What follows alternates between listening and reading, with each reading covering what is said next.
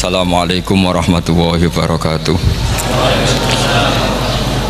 Bismillahirrahmanirrahim. Tabarakalladzi nazzala al-furqana ala 'abdihi liyakuna lil 'alamina nadhira. Allahumma shalli wa sallim ala sayyidina Muhammad wa ala alihi wa sahbihi wa barik wa sallim asma'in. Amma ba'du.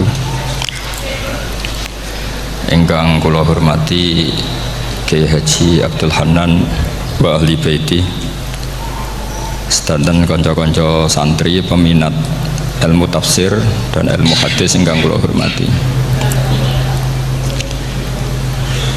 Berbicara tentang ilmu tafsir, ada beberapa ulama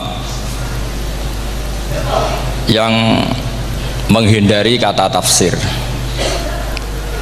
karena makna tafsir itu memaknai atau menduga apa yang dikehendaki Allah. Tentu itu sulit. Satu, bahwa faktanya kita sudah tidak bisa komunikasi dengan Allah karena tidak ada wahyu lagi. Sehingga dari kehati-hatian ini pernah suatu saat Abu Bakar ditanya, ma makna abban fi qaulihi ta'ala wa faqihata wa abba.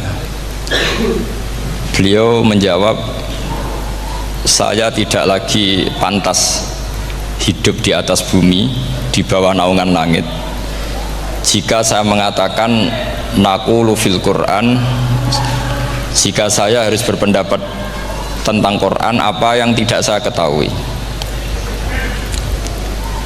Itu kehati-hatian yang dilakukan Sayyidina Abi Bakrin As-Siddiq.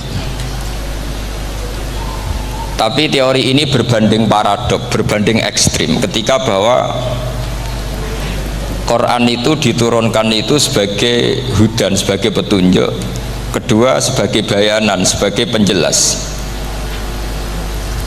Dan ini yang saya yakini, kalau sebagai penjelas, Quran itu harus jelas sekali dan bisa menjelaskan.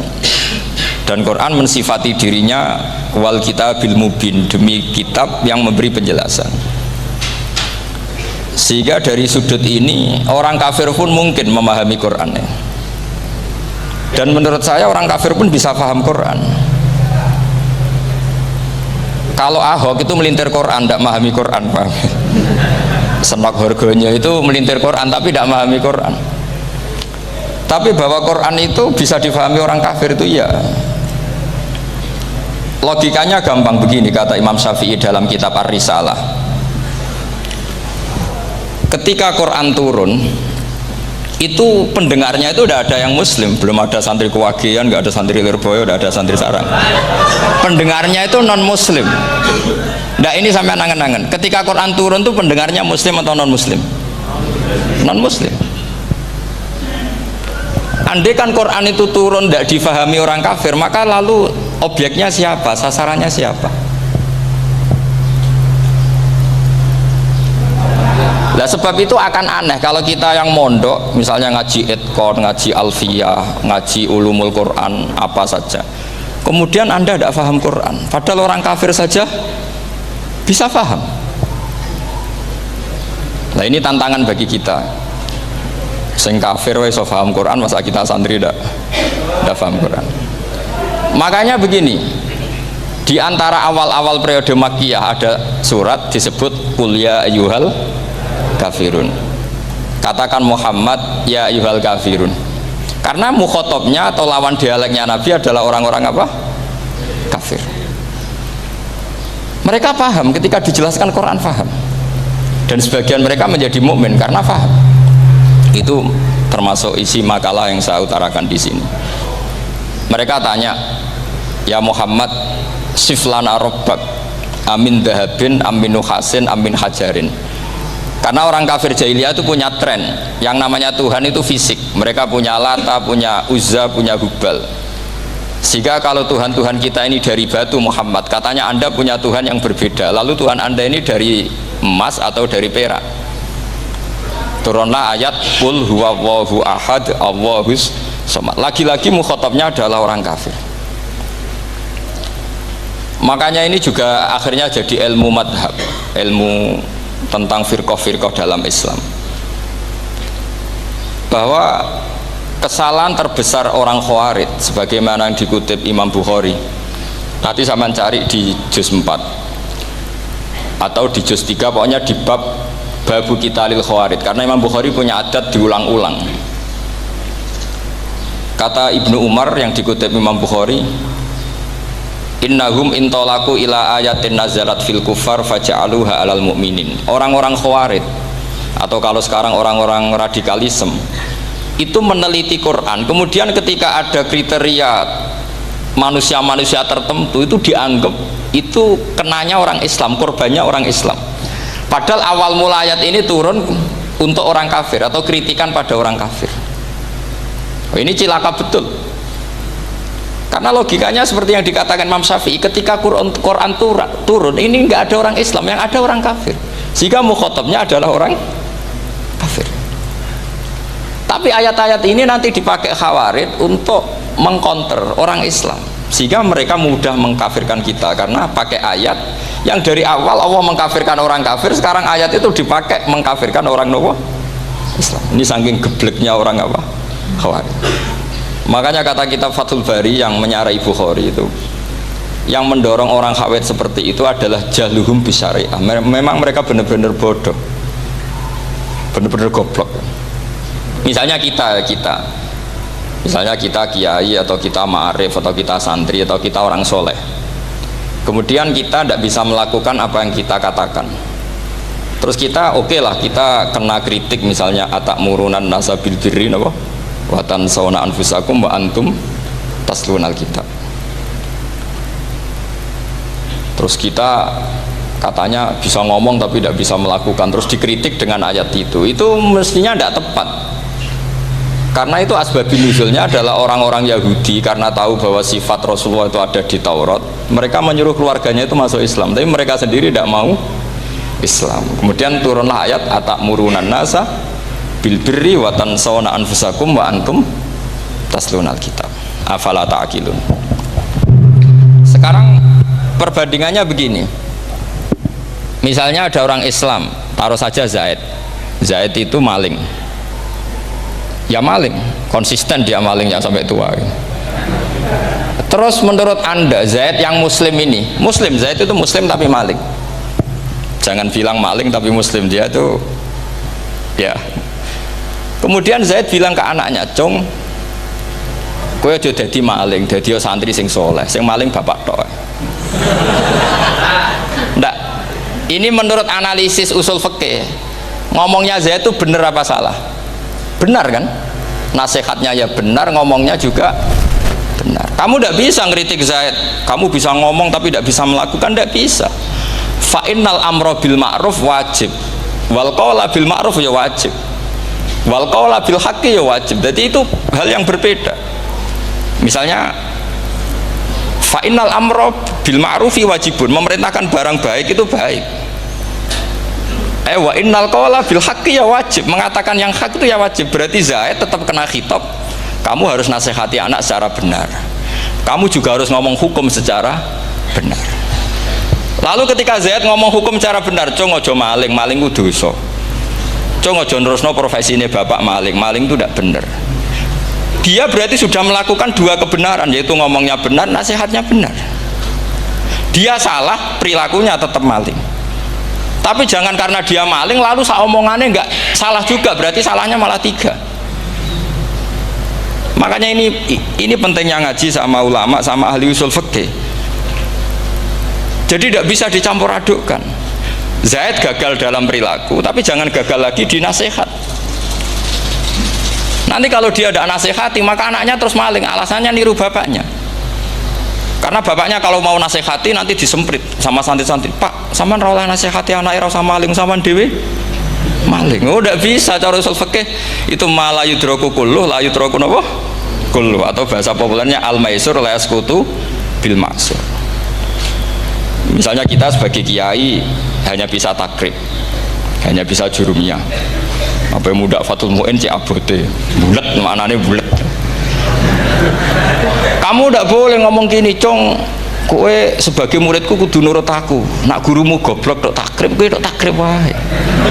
Gak oleh ngelangkai guru, gak sopan," gitu misalnya. Nggak boleh gitu. Tetap kita ngomong, "Cung, kowe aja koyo aku. Kowe kudu alim Fathul Mu'in, alim Fathul Wahhab." Sama ndak bisa protes, Pak Guru sendiri ndak bisa. Kebenaran tetap sebagai kebenaran meskipun kita ndak kuat melakukan atau ndak bisa melakukan. Lagi-lagi ayat itu sebenarnya ada untuk kita, untuk orang Yahudi, atamuruna nasa bil birri wa tansawna anfusakum wa antum taslunal kitab. Sebab itu istidlal dengan Quran itu memang resikonya tinggi kalau tidak bagi mutabakhir, karena ya itu tadi, ini harus ada pengetahuan yang luas tentang asbabun nuzul, tentang kriteria. Nah, kalau terpaksa, saya katakan terpaksa, kalau terpaksa kita itibar itu boleh, tapi itu terpaksa. Bahwa Allah mengkritik orang yang bisa ngomong tapi tidak bisa melakukan. Tapi itu secara usul fikih itu runyam. Teori ini runyam sekali, fatal. Sama lihat tuh di kitab Bajuri atau di kitab-kitab fikih yang lain. Ketika Shahibil Burdah atau Shahibil Bur'ah itu yang Imam Busiri itu, Muhammad bin Busiri itu. Niku salah nama tapi kadung populer. Jadi sebetulnya Imam Busiri itu Shahibil Bur'ah, bukan Shahibil Burdah, tapi kadung terkenal Burdah, kita ikut-ikutan apa? Burdah. Imam Busiri itu ngeluh, saya ini orang yang banyak kesalahan. Di antara salah saya adalah saya bisa ngomong tapi tidak bisa melakukan. Yaitu saya ngomong misalnya orang supaya tahajud, saya tidak tahajud. Saya ngomong orang supaya sholat sunat, saya nggak pernah sholat sunat. Itu sarahnya itu yang menyarai itu kan Imam Bajuri itu yang sarah Burdah. Itu mengkritik begini. Kalau Anda ngendikan itu fi ma'radi dzammin nafsi, yaitu dalam konteks Anda mengkritik diri sendiri, oke. Tapi omongan Anda salah. Karena secara usul fikih fatal. Fatalnya begini. Misalnya saya nggak pernah tahajud. Ya mungkin itu nyata. Oke, mungkin itu nyata. Apakah kemudian saya tidak boleh mengatakan at-tahajjudu sunnatun? Apa saya diwajibkan diam hanya karena saya tidak pernah tahajud, terus saya seorang kiai yang haram mengatakan at-tahajjud sunnatun? Saya harus tetap mengatakan kalau tahajud itu sunnah. Saya kalau punya santri terus saya bilang, "Cung, napas nganggur yuk tahajud itu sunat." Karena mengatakan kebaikan pasti bagian dari kebaikan itu sendiri. Makanya kata Imam Bajuri, "Fakaifa yakunul amru bil ma'rufi mazmuman." Bagaimana mungkin sesuatu yang jelas baik karena memerintahkan kebaikan mazmuman menjadi sesuatu yang tercela hanya karena yang mengatakan tidak melakukan. Fa innal fi'la ya amrun wal hukmu ya amrun akhar. Itu beda. Jangan karena Anda tidak minum teh karena diabetes, terus Anda kalau ada tamu tidak disuguhi teh. Karena saya sendiri tidak minum teh. Wah ya repot kalau gitu. Nah, itu lagi-lagi tadi orang Khawarij salah ketika mengartikan ayat yang harusnya objek kritiknya itu orang kafir, kemudian karena Quran lama sekali dibaca orang Islam sampai orang itu lupa kalau Quran awalnya turun diantaranya adalah membenahi akidahnya orang kafir, sehingga korbannya orang Islam. Itu mirip seperti cerita kita ya, santri-santri itu kalau punya musuh itu baca Hizib Nasor. Dulu pengarang Hizib Nasor itu musuhnya orang fasik, sehingga dihizib. Santri ora duwe musuh wong fasik, duwene kancane dhewe, akhirnya kancane yang kena hizib. Nah ini penting saya aturkan ya, sama seperti itu. Lama sekali Quran itu hanya dibaca orang Islam dan komunitasnya Muslim, sehingga seakan-akan semua kritikan Quran itu pada orang nopo Islam. Padahal jelas Quran ada kul ya ayyuhal kafirun. Jelas mukhatabnya orang kafir. Sada kata lakum dinukum waliyadin. Nah ini penting kalau aturakan. Makanya kalau melihat itu, Quran jelas bisa difahami orang kafir. Bahkan banyak orang kafir yang menjadi Muslim karena faham maknanya apa? Faham maknanya Quran. Itu jelas sekali. Itu masyhur sekali dialeknya Nabi dengan Walid bin Mughirah, dengan Utbah, dengan banyak sekali, termasuk dengan Abu Jahal, dengan Abu Lahab. Bahkan orang-orang kafir Quraisy itu menyewa namanya Musailamah Al-Kadzab. Kalau di sini umumnya baca Musailamah apa Musailimah? trennya di sini pakai fathah ya. Oh, itu entah ya, nggak tahu saya yang masalah yang mana itu kan, karena memang kalau dalam ilmu riwayat itu sekali salah baca itu kasus betul, kayak Sa'id bin Musayyab atau Sa'id bin Musayyib itu ketika beliau sugeng itu kalau dipanggil Sa'id bin Musayyab itu marah besar, karena maknanya Sa'id al Musayyab itu yang ditawan. Makanya beliau bilang sayyabatni Irak wa anal Musayyib. Orang Irak mengatakan saya ini ditawan, sebenarnya saya yang menawan mereka. Tapi al-masyhur itu dibaca Sa'id bin Musayyab, padahal dia tidak mau dipanggil Sa'id bin Musayyab, Sa'id bin Musayyab. Karena nama ini penting. Pentingnya begini. Ini kata Rasulullah kalau sedang guyon, kata Nabi, mbok kamu itu sekali-kali mikir, kenapa saya ini diberi nama Allah Muhammad. Ini hadis sahih di Bukhari, ada di Kitabul Adab. Banyak lah teks ini. Kenapa ya Rasulullah? Allah itu senang bingung wong kafir, kata Rasulullah. Karena Abu Jahal kalau manggil saya jadi bingung. Itu kalau orang Arab kan pasti tahu maknanya. Muhammad maknanya orang yang terpuji. Sehingga kalau Abu Lahab ngomong itu jadi paradok. Hei orang yang terpuji, kamu bohong. Kan jadi aneh. Ya Muhammad kadzabta. Hei Muhammad kamu bohong. Kalau diterjemahkan hei orang terpuji, kamu bohong. Itu akhirnya sahabat tertawa-tawa. Karena cek pinter ya pangeran milih nama kamu ya Rasulullah, karena ini bingungkan musuh gitu. Makanya kalau kamu udah anak kiai itu anak kamu panggil, namakan saja Agus, pasti satu pondok manggil Gus semua. Itu aman itu. Oh itu boh yang nggak seneng tetap panggil Gus. Karena kalau untuk Gus putra kiai kan butuh di bapak kiai, kan bapak kadung rakyai itu kan, itu ada triknya, yaitu anaknya dinamain Agus. Nah itu Rasulullah itu sudah dipilih sedemikian rupa oleh Allah, perilakunya benar, ahwalnya benar, sak namanya juga benar. Sehingga ketika Abu Jahal, Abu Lahab tahu bahwa nama Muhammad ini problem, karena ini madah itu memuji. Sehingga mereka kalau mencari Muhammad tuh bilang ainal madmum, mana orang yang tercela. Terus orang-orang Quraisy tidak paham, kamu nyari siapa? Akhirnya mereka bilang ana atlubu Muhammad, dan saya cari Muhammad. Akhirnya bilang Muhammad lagi. Nah, itu. Nah, Quran juga main di ranah nama. Sehingga Abu Jahal itu namanya kan Abul Hakam. Orang Islam dari awal memanggil Abu Jahal. Karena kalau sampai kita manggil Abul Hakam, kita akan mengalami paradok, ya Abul Hakam, hei bapak dari semua kebijakan, kamu begini, kan kacau. Makanya itu dari sini orang nggak boleh salah apa? Salah nama. Ini penting kalau aturakan, karena kadang menganalisis Quran itu satu bilisanin arabi mubin. Kata Imam Syafi'i, wa innahu latanzilu rabbil alamin nazala bihir rohul amin ala qalbika litakuna minal mudhirin bilisanin arabi mubin. Di antara, kata Imam Syafi'i ini, di antara aturan pokok memahami Quran adalah dia malian bil arabiyah, dia sangat-sangat menguasai bahasa Arab. Itu masyhur dalam dialog Imam Syafi'i ini. Saman kalau ngaji takrib atau Fathul Mu'in, syarat sahnya tayamum lil musafir itu apa? Tolabul ma', mencari apa? Air. Sampai kalau di takrib dicontohkan, kalau di tempat atas nyari ke bawah, kalau ke bawah nyari ke atas. Imam Syafi'i ditanya, kaifa taqulu bi syartit tolab? Bagaimana Anda berpendapat bahwa tolabul ma' itu wajib untuk menjadi sahnya tayamum? Terus Imam Syafi'i faqara'a falam tajidu ma'an, kamu pergi kemudian falam tajidu ma'an, kamu tidak menemukan air.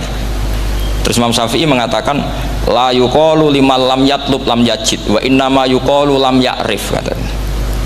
Orang yang nggak pernah mencari itu tidak bisa dikatakan lam yajid, tidak menemukan. Kalau belum mencari namanya tidak tahu. Padahal Quran bilang kamu pergi kemudian kamu tidak menemukan air.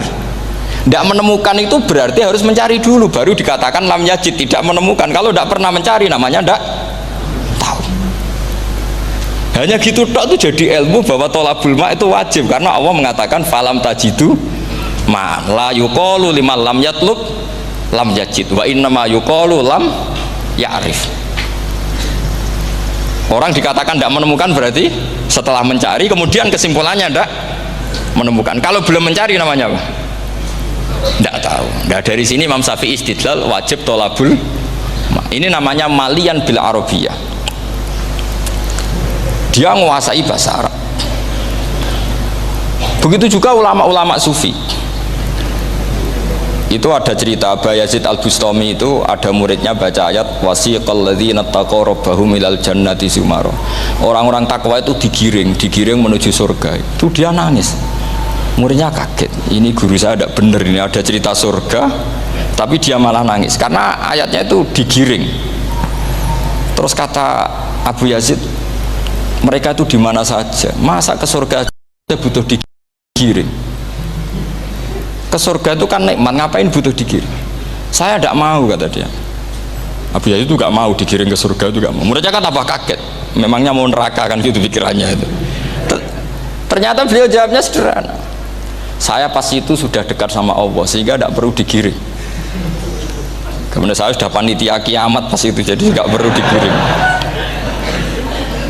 Nah ini nanti penting jadi satu aturan ilmu ulumul Quran. Saya di rumah itu istiqomah ngajar Qawaidul Asasiyahnya Said Muhammad yang dulu ditulis abahnya Zubdatul Itqon oleh Said Alawi. Kemudian Zubdatul Itqon itu tentu dari kitab Itqon. Terus Said Alawi dulu ngarang kitab Faidul Khobir, sarahnya Faidul Khobir sama Sayyid Muhsin Al-Musawab, dulu dari Padang tapi hidupnya di Mekah. Saya dulu talaki sama Mbah Mun. Itu ternyata ada ayatnya, innal muttaqina fi jannati wa nahar fi maq'adi sidqin 'inda malikim muqtadir. Sekarang sampean saya tanya, menurut Anda semua orang kena hisab enggak? Enggak, sampean jawab saja. Menurut Anda ketika di mahsyar semua orang kena hisab apa enggak?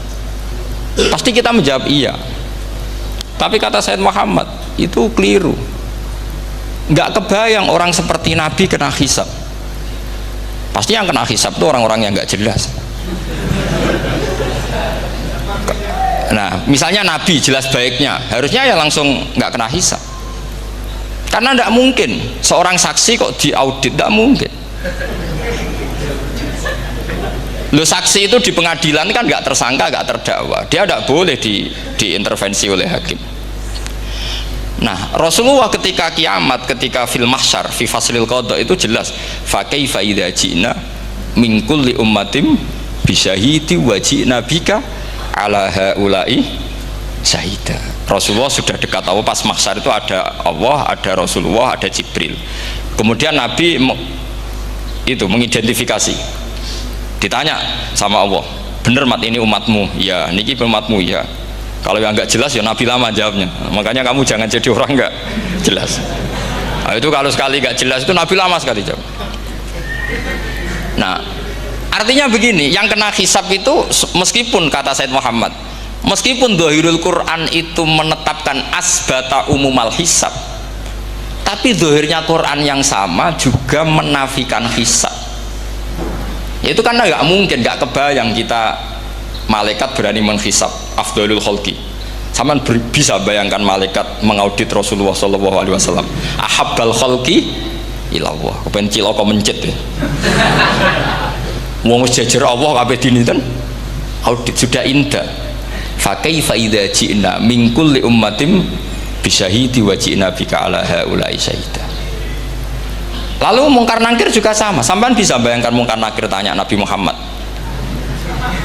Tesnya susah. Karena kalau Rasulullah terus ditanya, "Waman nabiyuka?" Wah, itu kan bisa kiamat itu.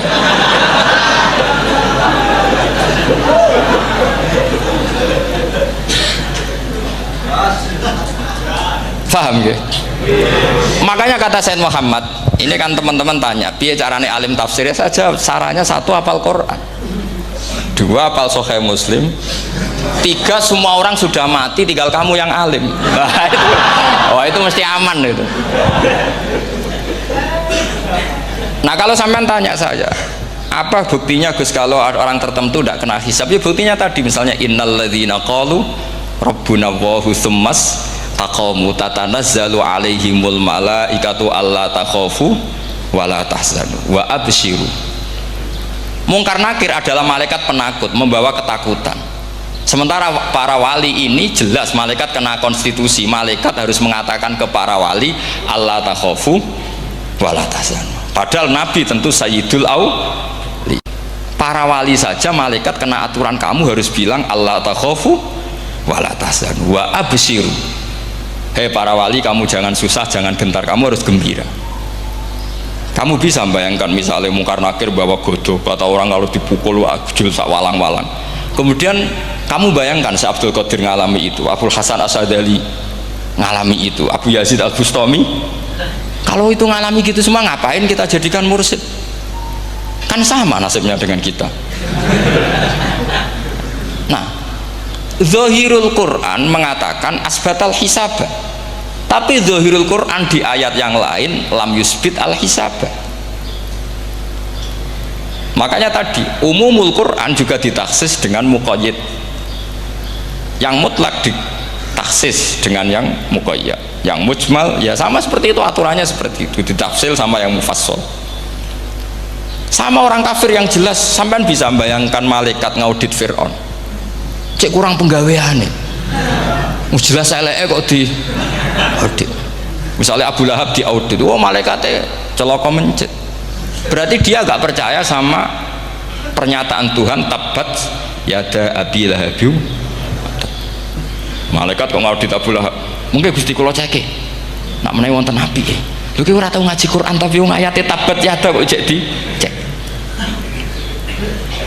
Nah, yang seperti ini masuknya kategori ulaikal ladzina, saterusé mereka yang kafir bi ayati rabbihim wa liqaihi fahabitos a'maluhum fala nuqimu lahum yaumal qiyamati wasna. Jadi ada orang-orang kafir yang jelas kena aturan fala nuqimu lahum yaumal qiyamati wasna. Jelas kafirnya ya gak kena hisab, yang jelas nabinya, jelas wasinya juga gak kena hisab. Yang kena kita di tengah-tengah. Tapi ilmu itu ikut mainstream karena semua orang bilang ada hisab, ya kita ikut-ikutan bilang, ya sudah gitu saja. Tapi kalau aslinya ya rapati percaya. Umumnya uang gerono mati ditalkin ya kita melok-melokan nalkin. Tapi kalau kadang ya gak kebayang. Piye nak wali-wali ditalkin. Makanya ada di dunia wali itu ada cerita Rabi'ah Adawiyah, itu termasuk keramat beliau itu. Kalau Imam Sibawi kan dalam cerita wali kan ditanya marabbuka, ngapunten niku man mausul nopo istifham. Wah itu malaikatnya ndak pernah khataman alfiyah kan, repot. Kalau Rabi Adawiyah lebih parah lagi, itu beliau tuh nangis sekeras-kerasnya, nangis terisak-isak, dia tersiksa. Ya Allah, engkau itu zat yang paling saya kenali dan harusnya semua makhluk itu kenal engkau, tapi ini hamba engkau tanya engkau itu siapa ya? Itu kan ini orang aneh kata gitu. Karena Allah itu adharud dzahir, kata sampai Imam Sibawi silakan a'raful ma'arif. Jadi wong ora ora wis geblek tenan dari Imam Sibawi.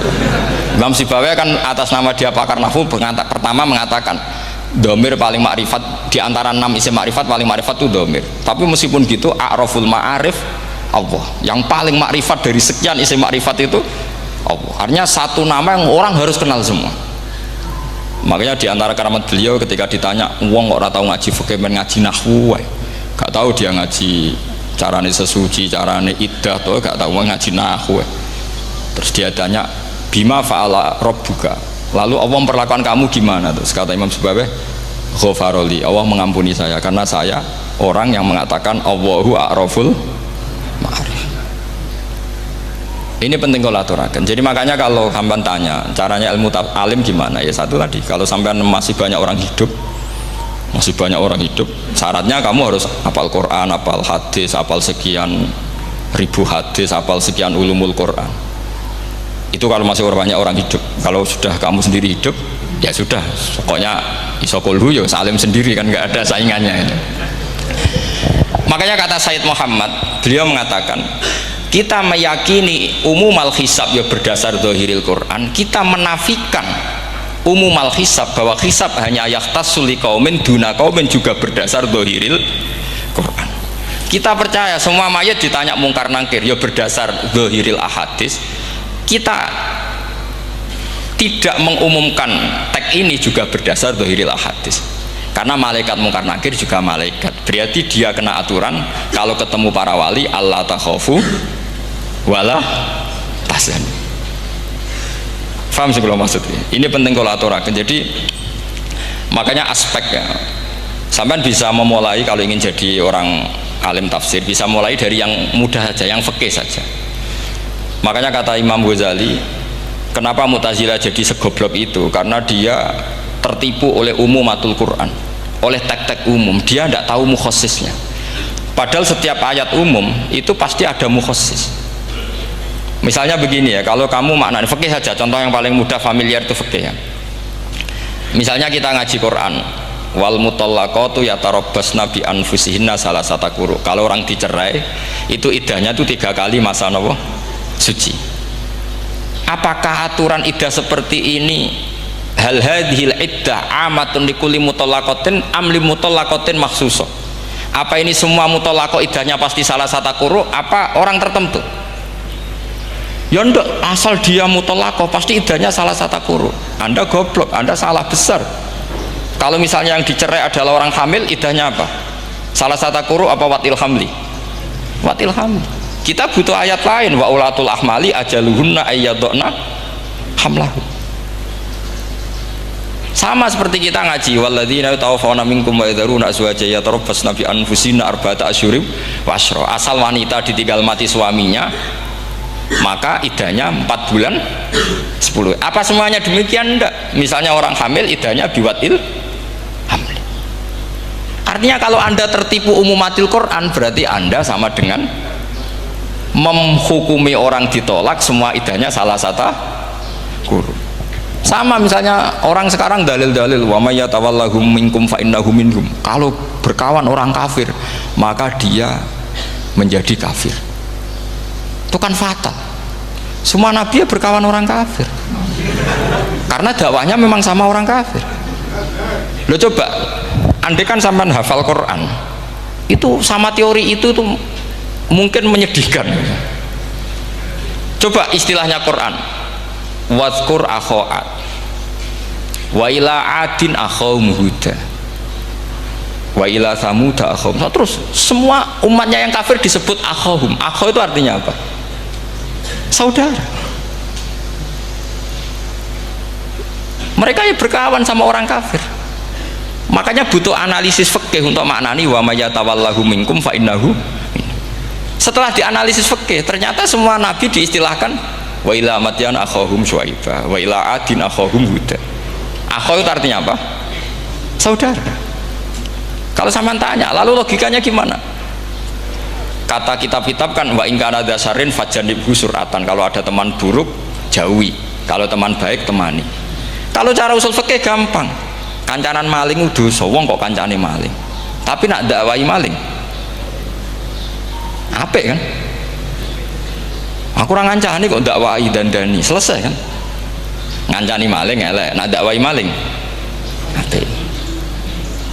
Demenan berondo elek, nak didik apik kan, itu seperti itu. Nah ini penting kalau aturakan. Nah di sini ini makanya NU itu punya sejarah panjang, banyak wali-wali yang jadab, yang coro zahir itu kancanan orang fasik-fasik. Orang syariat bingung, ini wali kok berteman orang fasik. Ya kalau kamu bahasakan teman ya masalah, kalau kamu bahasakan ini binaan enggak, sama jawab saja. Kalau dibahasakan teman masalah enggak masalah kan, tapi kalau dibahasakan itu binaan selesai kan? Sama, Nabi berkawan orang kafir itu tidak karena berkawan, itu binaan Nabi. Memang Nabi itu jadi Nabi objeknya adalah mengislamkan orang kafir. Ya berlama-lama Nabi dialek dengan mereka, muasyarah sama mereka, bahkan Nabi diharuskan bersikap baik sama mereka. Itu yang disebut fabima rahmatim minallahi lintalahum walau kunta fadzan ghalidhal qalbi lan faddu min hawl. Tapi sekarang itu orang sudah tidak pakai ilmu. Orang-orang radikalisme itu nggak pakai usul fikih. Pokoknya kalau ada ayat terjemahnya gini ya sudah itu jadi madhab. Akhirnya kecelakaan seperti ini. Pokoknya kalau ada ayat faqtulul musyrikina haitsu wajadtumuhum wa khudhuhum wahsuruhum wa'udu lahum kulla marsad. Sudah hafalnya ayat itu saja. Dia tidak mau ngapalkan misalnya qatilul ladzina yuqatilunakum. Ada ayat lagi wa akhrijuhum ya min haitsu akhrajukum. Sehingga ulama kita membagi kafir itu ada harbi, kita musuhi, ada zimmi, ada muahad, ada musta'man. Itu ulama karena tahu tidak semua orang kafir itu harbi, tidak semuanya zimmi, tidak semuanya muahad, tidak semuanya musta'man. Kalau harbi oke, kita perang, kalau zimmi ya kita bina, kalau muahad ya sesuai perjanjian kita, kompensasinya apa, MOU-nya kayak apa. Tapi apalnya mereka ayat satu tema. Nah celakanya kita yang ngaji di pondok-pondok yang katanya spesialis ingin alim tafsir, apalnya ya satu ayat juga. Wah itu kan satu ayat versus satu ayat, itu ngeri. Makanya kalau sama tanya saya, ini katanya di acara ini sama tanya gimana caranya jadi ahli tafsir, saya jawab gampang. Sebenarnya itu hafal Quran, hafal hadis, terus hafal ulumul Quran. Ya misalnya Nadoman ya Faidul Khobir lah, kalau kitab Nasar ya minimal itu setengah lanya itkon lah. Kalau nggak lanya-lanya amat ya agak lanya. Karena kitab tafsir itu gampang, teorinya itu mudah sekali. Misalnya al-ibratu bi umumil lafzi la bi khususis sabab, itu sama dengan kayak kaidah fikih. Karena kalau kaidah fikih itu saya itu pernah dibisui kiai itu, ini kisah nyata itu, dibisui kiai itu pas basul masail. Dulu saya itu masih sering mau basul masail. Tadi mun pensiun mun boten niku mun. Dulu saya dengan Gus Zofur putrane Mbah Mun itu sering makili Pondok Anwar basul masail fikih. Tapi tidak tahu ceritanya Gus Zofur jadi dokter tafsir, saya juga kaya tahu-tahu menekuni tafsir. Lama-lama orang itu lupa status saya yang fakih ya. Makanya saya itu ya kadang eman gitu, karena ini status penting juga. Tapi status fikih itu kadang memang menyesatkan. Karena begini, itu dulu pernah ada basul masail itu begini. Ini kisah nyata ini. Ada desainer baju putri untuk putri, anak putri. Kemudian desainer itu menciptakan satu celana pendek misalnya, atau celana seperempat. Dengan desain ini pasti kalau dipakai itu auratnya itu kelihatan.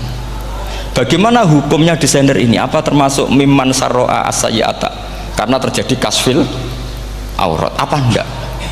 Rata-rata kalau kiai yang khusyuk-khusyuk, yang sepuh-sepuh, desainer itu dosa gara-gara tren pakaian ini wong wedok buka aurat. Tapi kiai-kiai alim yang muda-muda entah saking belingnya, entah saking pinternya tidak tahu. Bilang begini, Pak Yai, yang didesain apa? Ya celana itu. Lalu celana itu fungsinya nutupi apa buka aurat? Ya nutupi. Lu kan lumayan urun nutupi. Kalau haram ya dicopot, lu kan malah parah itu. Bingung kayak gini. Sampai bilang gini kan, wah semanis. Itu kan makanya ini guyon ilmiah. Repotnya ngadepi orang alim muda, itu kan mbok gedingi ku ilmiah, mbok senengi fasik.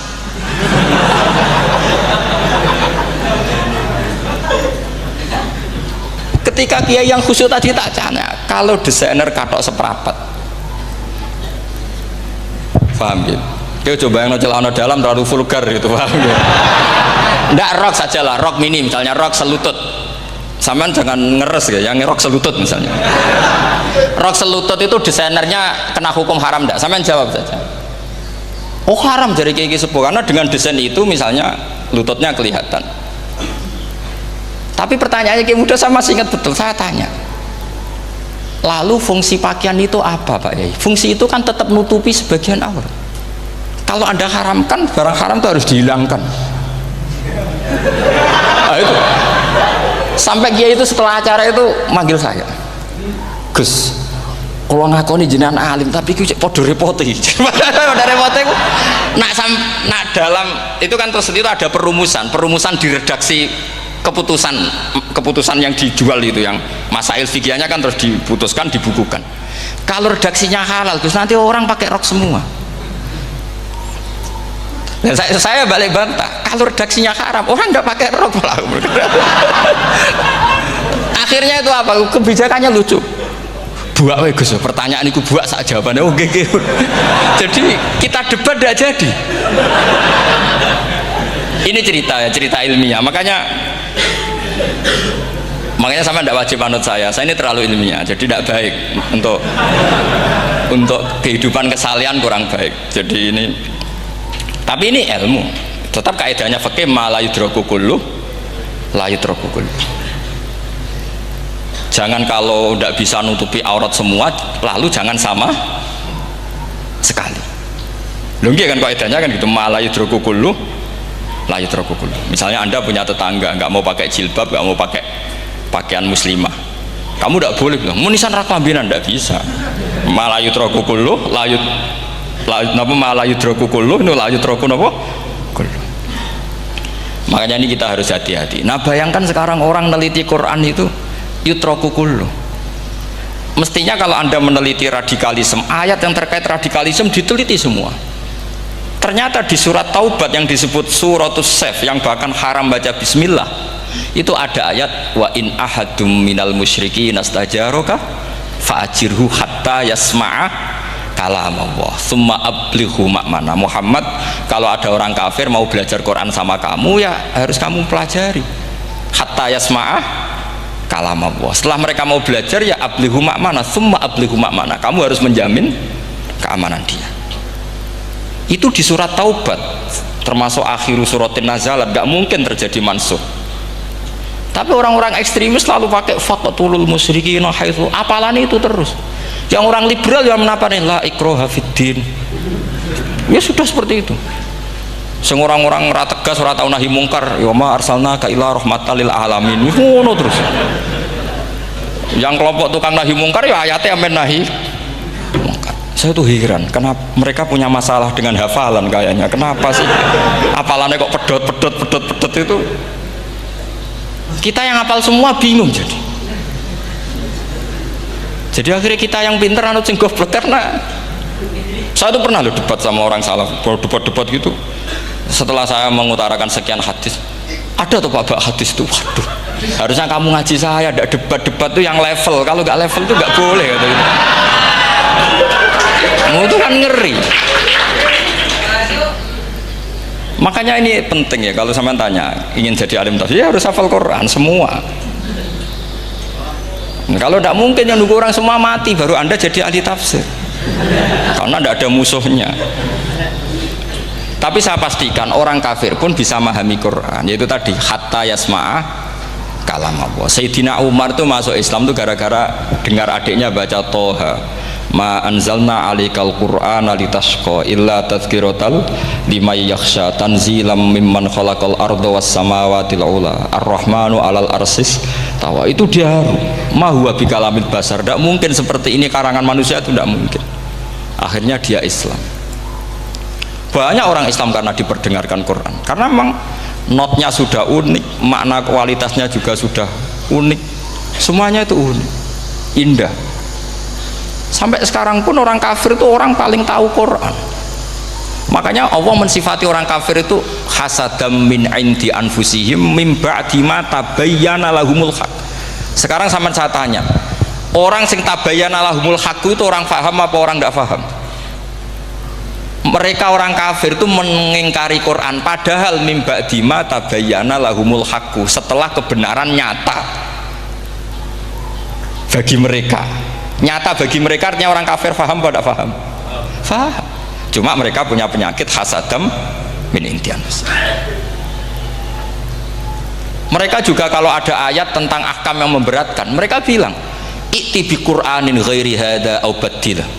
Muhammad harusnya jangan tema itu yang diangkat, buat cari Quran yang lain yang enggak tema itu. Mereka sampai memilih tema itu karena paham apa karena tidak paham? Karena paham. Makanya di makalah saya pastikan ngaji tafsir itu gampang, karena orang kafir pun bisa. Kalau kasus Ahok itu bukan paham itu melintir, beda. Paham sama melintir itu beda. Wah, itu diterjemah kemenang tuh jangan mengangkat kawan orang Islam, bukan ngangkat pemimpin. Ya likanya kalau ngangkat teman saja tidak boleh, apalagi ngangkat pemimpin. Fatal mana berteman sama orang salah sama ngangkat. Saman kancanan maling ini apik nak menawa nang andani terus ngangkat, "Hei maling ke pimpinanku." Parah mana? Parah mana? Artinya sama saja ketika diterjemah jangan ngangkat teman, sebetulnya ngangkat pemimpin lebih fatal. Itu kan mafhum awlawiyah, itu kan normal saja. Itu di Quran biasa, misalnya innalladzina ya'kuluna amwalal yatama dzulman, orang yang makan hartanya anak yatim secara zalim. kamu bilang, Gus saya tidak makan kok, sepeda motornya tak gasap, tak jual. Yang diharamkan kan makan. Wah ya sarap kalau gitu. Maknanya begini, memakan harta anak yatim artinya ifsad. Ifsad itu merusak. Nak ngono ikhraq, membakar atau mencuri sama dengan makan. Bal asad, malah kan lebih apa? Lebih apa? Dasar. Jadi yakuluna di situ tuh ba'dul amsilah, sebagian contoh min wujuhil ifsad atau min wujuhil ihlak. Jangan kok karena ayatnya makan, oh yang haram tuh makan, kalau nyuri gak apa-apa. Waya fata. Itu kan sama dengan santri geblek dikandani kiai ini, cung kowe mbek bojomu jogeman naboi. Suatu saat istrinya lapor lagi, Pak Yai sekarang tidak naboi tapi nyadui. Karena naboi itu pakai tangan. Mereka pertama dilaporkan kiainya, Pak Yai suami saya itu sering memukulin saya pakai tangan gini. Cung jogeman naboi bojomu. Nggih Pak Yai siap. Suatu saat istrinya lapor, Pak tetap benjut, kenapa? Kalau nak ini disadui. Mereka pikirannya sing haram nabok, nak nyaduk halal. Wah itu kan ngajak goblok bareng. Nah masalahnya di usul fikih kasusnya seperti itu. Makanya saya ini kadang ya maliki sekali. Kadang saya itu maliki sekali. Kadang ya. Misalnya begini, saya beri contoh. Ini yang kisah nyata ya. Ada seorang Arabi datang ke Rasulullah. Tadi kan teman-teman minta juga ilmu hadis ya, ini satu paket saja. Itu tadi nanti kalau sampean kasih lalim enggak, itu sudah ada urusan saya tadi. Nunggu orang mati banyak tadi. Kalau nunggu nggak usah nunggu orang mati, sarannya tadi apal tadi. Ya Rasulullah ahlak tuh. Saya ini orang yang rusak. Wama ahlakaka. Lalu yang bikin rusak kamu apa? Qol waqatu imroati fina hari Ramadan. Saya menjima istri saya ketika masih siang. Fina hari Ramadan, siang Ramadan. Walhasil Nabi tidak menyuruh hanya kodok, tapi menyuruh kafaroh. Kafarohnya itu merdekakan budak atau memberi makan 60 orang miskin atau puasa berapa? Puasa 60 hari. Atau urut merdekakan budak atau puasa 60 hari atau memberi makan sitina miskin. Oke, kita sepakat. Sepakat ya, hadis itu sahih dan diulang-ulang oleh ashabus sunan. Oke, riwayatnya agak masalah. Sekarang kita analisis maknanya. Sekarang sampean saya tanya, kalau anda misalnya sekarang jam berapa ini? Misalnya sekarang jam 9 kurang seperempat Ramadan, terus anda rokok atau anda ngopi, kepengen ngopi terus ngopi tanpa udhrin syar'iin, anda hanya wajib qadha apa bayar kafarah? Nggak, sampean jawab. Rata-rata kiai kita, oh mau wajib qadha Gus karena gak jima. Sing seru kafarah itu nak jima. Kan ngombe kopi be jima beda. Pertanyaannya tuh lucu, ini naif secara fikih masalahnya begini, jima bojo itu tidak zina, jima bojo itu zina apa enggak? Enggak. Berarti dengan makan bedanya apa? Sama kan, sama-sama amrun mubah, sesuatu yang boleh. Kenapa hukumannya berat? Makanya kata Imam Malik, ndak itu nilainya adalah hadku hurmati Ramadan bi ghairi udhrin syar'iyyin. Makanya kata Imam Malik, siapapun yang makan fina hari Ramadan, iftar apapun fina hari Ramadan bi ghairi udhrin syar'iyyin, maka hukumnya sama dengan jima fina hari Ramadan, karena sama-sama ihlak ifsad hurmata Ramadan bi ghairi udhrin syar'iyyin. Loh enggak, ini ilmiah, kamu udah harus cocok, tapi otak kamu harus percaya. Loh iya kan, beda kan, saya secara nafsu tidak cocok, cek berarti, tapi ilmiah saya setuju. Kalau kiai kandani itu kan pasti pakai badul amsilah, kan nggak mungkin semua contoh disebut. Cong nak melaku jogo mandul wong wedok iku mari setan. Mboten delok Mbah, nyekel lho malah parah tuh. Ndak bisa. Makanya ini masalahnya lafat. Ini kembali ke Imam Syafi'i, bilisanin arabiyyim mubin.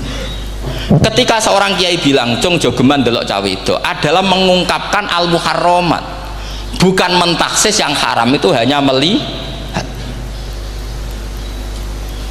Saya ulang lagi ya, ketika seorang kiai bilang cung jogeman delok wedok sing haram, itu semangatnya adalah melawan keharaman, bukan mentaksis yang haram hanya delok. Itu di Quran normal semua, di semua lugat ya biasa. Itu kan sama seperti misalnya seorang mbah ngasih uang cucunya, cung tak kayak duit 100.000, cung gue tuku es. Terus kowe muni ngono. Nak ragu tuku es haram iki kan ngongkone tuku es. Lah kepen putumu mati kan nyeben 100.000 gue tuku es. Ya mulai dulu istilahnya nak bange ke ibu tuh jong 100.000 gue tuku es. Cara wong kuno. Maksudnya gue pokoknya umumnya cah cilik senane es cuma nyebut. Ya sudah seperti itu. Sama seperti Quran menghentikan begini. Ini memang salate yang fikih dulu yang pokok-pokok. Di antara yang nggak boleh dikawin adalah wa antasma'u bainal ukhtaini illa ma qad salaf. Kamu tidak boleh menikahi Sri dan Zainab kakak beradik. Sudah sepakat nggih? Fi nikahin wahid nggak boleh al jam'u bainal ukhtain. Jadi mbaknya kamu kawin, adiknya kamu kawin fi nikahin wahid. Tapi nak ngeduni boleh, berarti kan dengan waktu yang berbeda. Quran hanya menyebut itu. Kemudian Rasulullah zaman Sugeng itu hanya nambahi wala binal mar'ati wa ammatiha wala binal mar'ati wa kholatiha, juga agak boleh menikahi ponaan plus buliknya, baik bulik dari bapak yaitu ammah maupun bulik dari ibu disebut apa? Kholah. Kemudian ulama fikih merasa ada yang kurang, ditambahi lagi dua perempuan yang andekan yang satu itu lelaki kok haram nikah, berarti haram jam'u fi nikahin wahid. Misalnya cucu rabibahnya boleh enggak? Enggak boleh kan? Berarti kalau sampai mengumpulkan cucu dan bahnya fi nikahin wahid juga enggak boleh. Tapi orang yang waras itu tidak akan nyalahkan Quran ketika tidak lengkap. Wa antasma'u bainal ukhtain ila ma qad sal, ini tidak lengkap. Yang haram kan tidak hanya jam'u bainal ukhtain, termasuk mengumpulkan cucu dan bahnya. Karena Quran nggak mau dengan logika tidak waras itu, tidak mau. Taruh saja orang itu rata-rata bahnya kan umur 70 tahun, cucunya umur 17 tahun. Kebayang nggak kamu nikahi sehingga adekan boleh bareng, pasti kamu milih bareng. Makanya Quran hanya bakas wa antasma'u final ukhtain, karena yang mungkin masih menggugah selera itu dua. Tapi kalau cucu sama mbahnya itu kalau ada yang masih selera kan ya sarap tuh.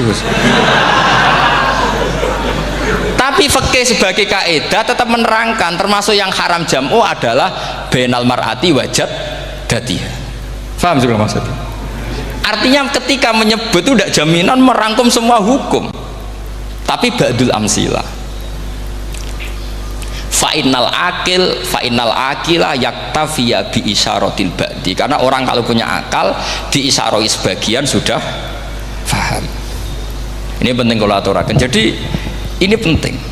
Nah bayangkan sekarang banyak gerakan-gerakan ahli Quran katanya, tapi nggak memahami ilmu usul fikih. Qur'ane ra ono ya wis. Nang Quran ra ono cerita harame asu, nak ngono asu ya halal.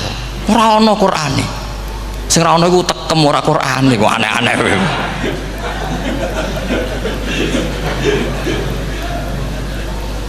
Itu kan sama. Terus sampean misalnya tadi jam 09.00 Ramadan tambah uzurin sarian terus mangan mie rokokan, itu kan melecehkan Ramadan binguri uzurin sarian, karena melecehkan hurmatan Ramadan kena sanksi separah itu. Jangan kamu terus bilang tapi Nabi hanya bilang masalah jima fi nahar Ramadan. Jima istri itu hukumnya itu tidak zina, hukumnya itu mubah, sama dengan makan. Ini cara madhab Maliki, tapi kita alhamdulillah madhab Syafi'i. Ya itu masalahnya. Berhubung itu menguntungkan sami'na wa ta'na. Nah, itu. Tapi saya sendiri dalam konteks ini, saya itu ya sangat-sangat Syafi'iyah, sangat-sangat Syafi'iyah. Dalam banyak hal sangat-sangat Syafi'iyah. Tapi dalam banyak hal kadang-kadang saya Maliki. Ya, itu kan kalau sampean tanya kenapa gitu, ya hikmahnya baca banyak saja. Karena yang Syafi'i itu ya karena bacanya hanya Syafi'i, itu bukan fanatik, itu keterbatasan. Jadi itu beda, itu namanya tidak fanatik, itu keterbatasan. Itu beda sekali. Jadi kita harus ngaji yang banyak. Saya itu termasuk utang ya sama Imam Syafi'i itu baca kitab Ar-Risalah. Itu kitab yang kadang satu ulama baca sampai 500 kali. Yaitu Imam Syafi'i itu dalam kitab Risalah itu begini, ini termasuk ulumul Quran yang paling penting. Muqaddimahnya begini, wan nasu sinfani min awalil amri, wan nasu sinfani. Ketika Rasulullah datang membawa Quran itu manusia hanya ada dua. al kuffar sing dari jenis ahli kitab dan kuffar dari jenis yang tidak ahli kitab. Bahkan tidak ada orang Islam zaman itu. Pertama Nabi jadi Nabi itu adakah pendengar yang Muslim? Kan tidak ada, semuanya ahli kitab. Makanya susah kalau Quran kamu analisis korbannya orang Islam tuh, kata Ibnu Umar tuh lucu. Dulu tuh mukhotobnya tuh orang kafir, jelas kuliah ayyuhal kafir. Ya ayuhan nasu ubudu rabbakum alladzi khalaqakum. Jelas orang kafir. Karena orang Islam nggak mungkin dikhatabi ubudu rabbakum. Makanya Imam Suyuti kalau nafsir itu ngeper ubudu rabbakum wahiduhu. Tapi kalau mukhatabnya orang Islam dawimu alal ibadah atau dawimu alat tauhid. Karena dia tahu kalau mukhatabnya orang kafir ubudu ya masih wahidu. Kalau sudah Islam kok dikhitabi ubudu mudawamah alal ibadah. Itu saking alimnya Imam Suyuti. Ini saya teruskan. Kalau mukhatabnya itu orang kafir ahli kitab, itu kemungkinannya ya dua cara mereaksi Quran, yaitu disebut lam yakunil ladzina kafaru min ahlil kitabi wal musyrikina munfakina hatta ta'tiyahumul. Jadi lam yakunil ladzina kafaru, jelas kafaru itu umum. Kemudian ditafsir kafaru itu ada yang min ahlil kitabi, berarti kafaru yang jenis Yahudi Nasrani. Ada kafaru yang min ahlil kitabi wal musyrikin, kafaru yang jenis musyrikin, yaitu kafir Mekah. Karena cara kaidah nahwu al-atfu yaqtadi taghayyur, kalau ada ataf pasti konteksnya beda. Jaa Zaidun wa Amrun, berarti Zaid ada Amar, Amar ya ada Bakar. Karena Jaa Zaidun wa Amrun wa Bakrun, pasti orang ini berbeda. Tidak boleh orang yang sama kamu pakai ataf. Ini sudah clear ya ini ya. Kemudian cara pandang mereka ya beda. Ketika Rasulullah mengajak tauhid, itu ahli kitab tidak masalah. Memang harusnya Tuhan itu satu, tidak masalah bagi ahli kitab.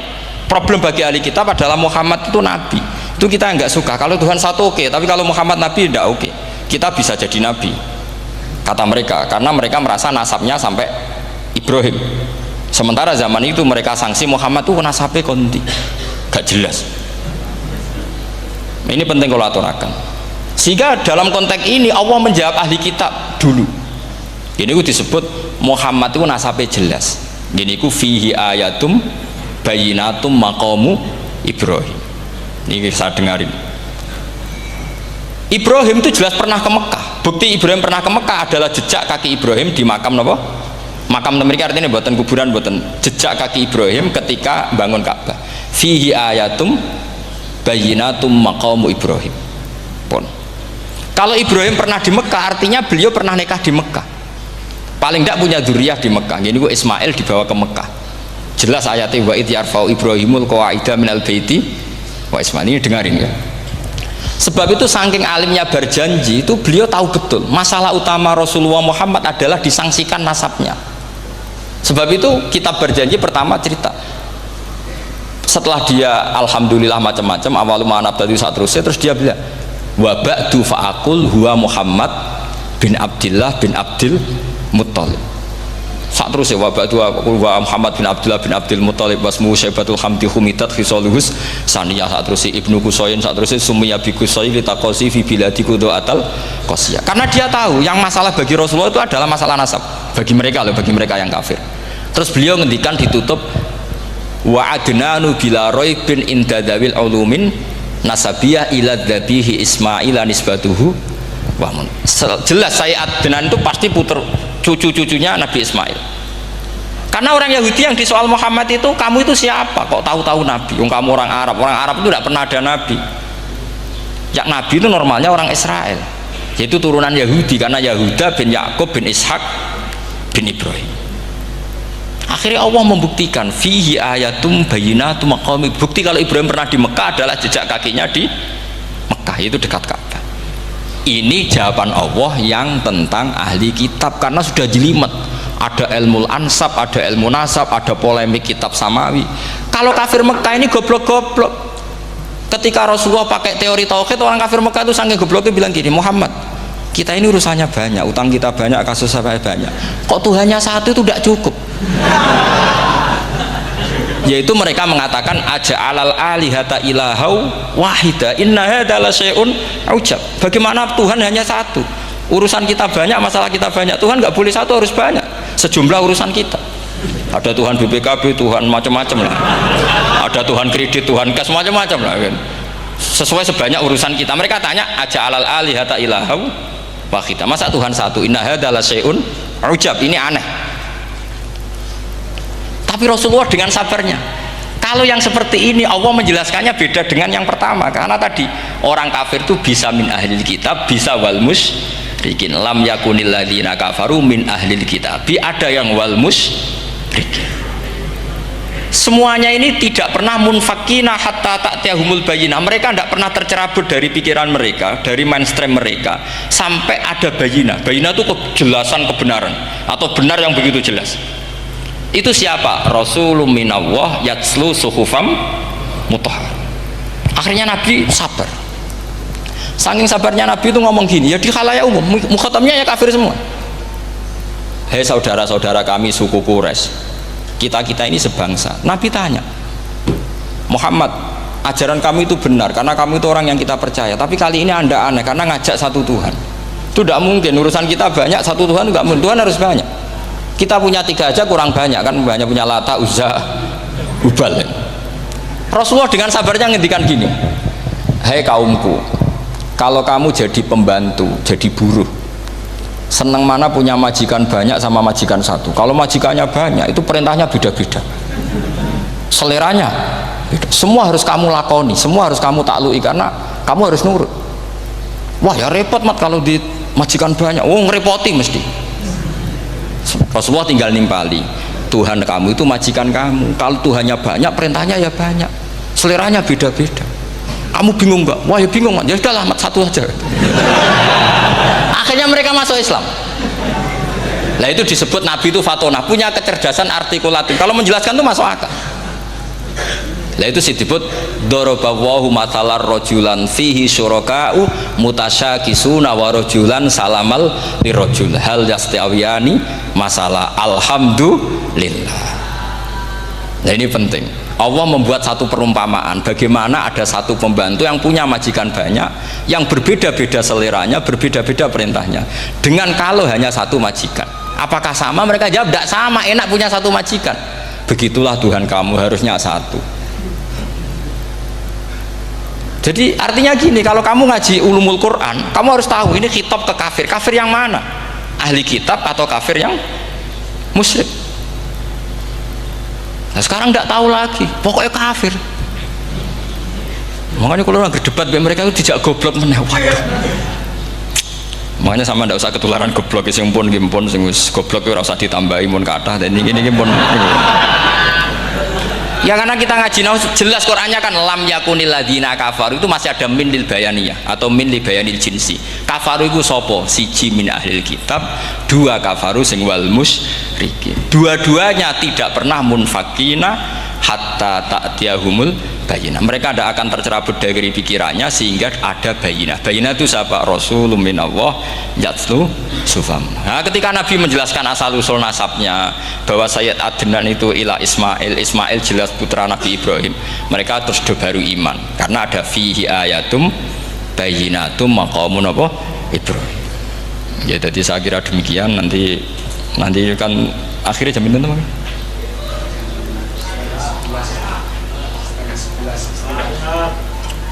Oh, ini jam pinten istiwa?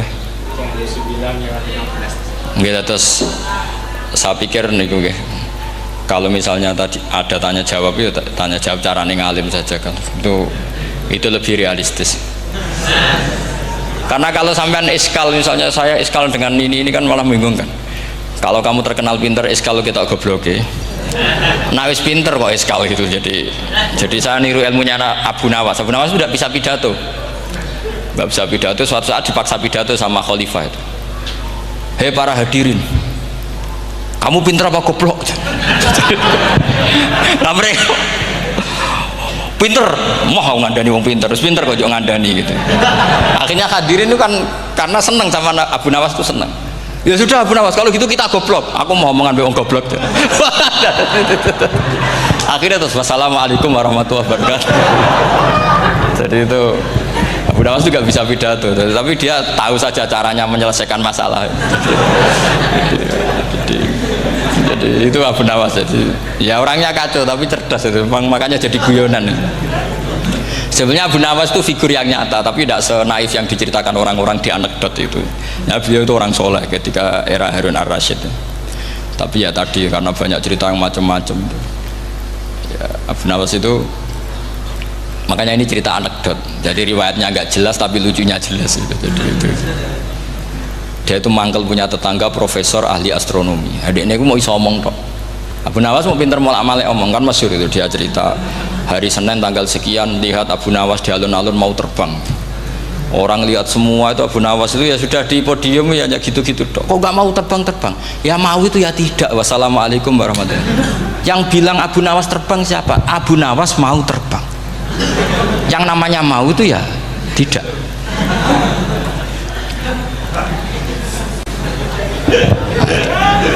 Pernah dia itu lomba sama Harun ar-Rasyid, siapa paling banyak pengunjung rumahnya di alun-alun. Harun ar-Rasyid bikin khemah, dia bikin khemah. Tentu cerita ini bohong, yakini ini bohong, makanya bohong tenang. Makanya ini anekdot, hanya guyonan.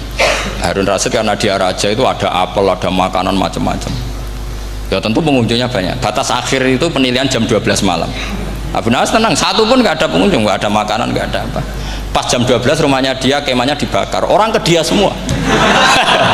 Dit menang dia karena jumlahnya, bahkan Harun ar-Rasyid itu datang ke kemahnya dia karena lombanya kan pengumpulan massa terbanyak dit jam 12. Harun ar-Rasyid pikirannya santri ya sugoi jajan nggak mesti teko, pikirannya gitu. Abu Nawas pikirannya beda, jeneng ono kebakaran pasti datang. Wis dihitung biaya khemah sama hadiahnya banyak hadiahnya. Yang ahli falak ini punya ilmu yang rasional, yang pinter sekali. Dia ilmuwan bahwa bumi itu bulat-bulat. Nah, saya lagi tren meyakini bumi flat nih, yo kacau nih. Mau gara-gara penjelasan sing sepihak. Nih wong nganggur. Lah wong ilmuwan kok sentimennya perkara wedi duit. Nggak boleh ilmuwan menyebut sentimen apa? Uang.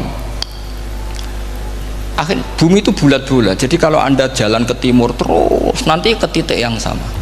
Abu Nawas paham karena dia memang nggak ahli sains gitu. Suatu saat si profesor ini kemalingan, malingnya melayu ngetan. Terus minta tolong sama Abu Nawas, kejarlah maling itu. Kemana? Ke timur. Dia ngejar ke barat.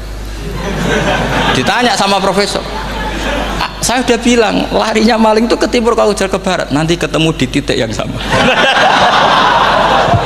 Jadi, akhirnya profesornya ngerti, oh ngenyek tuh.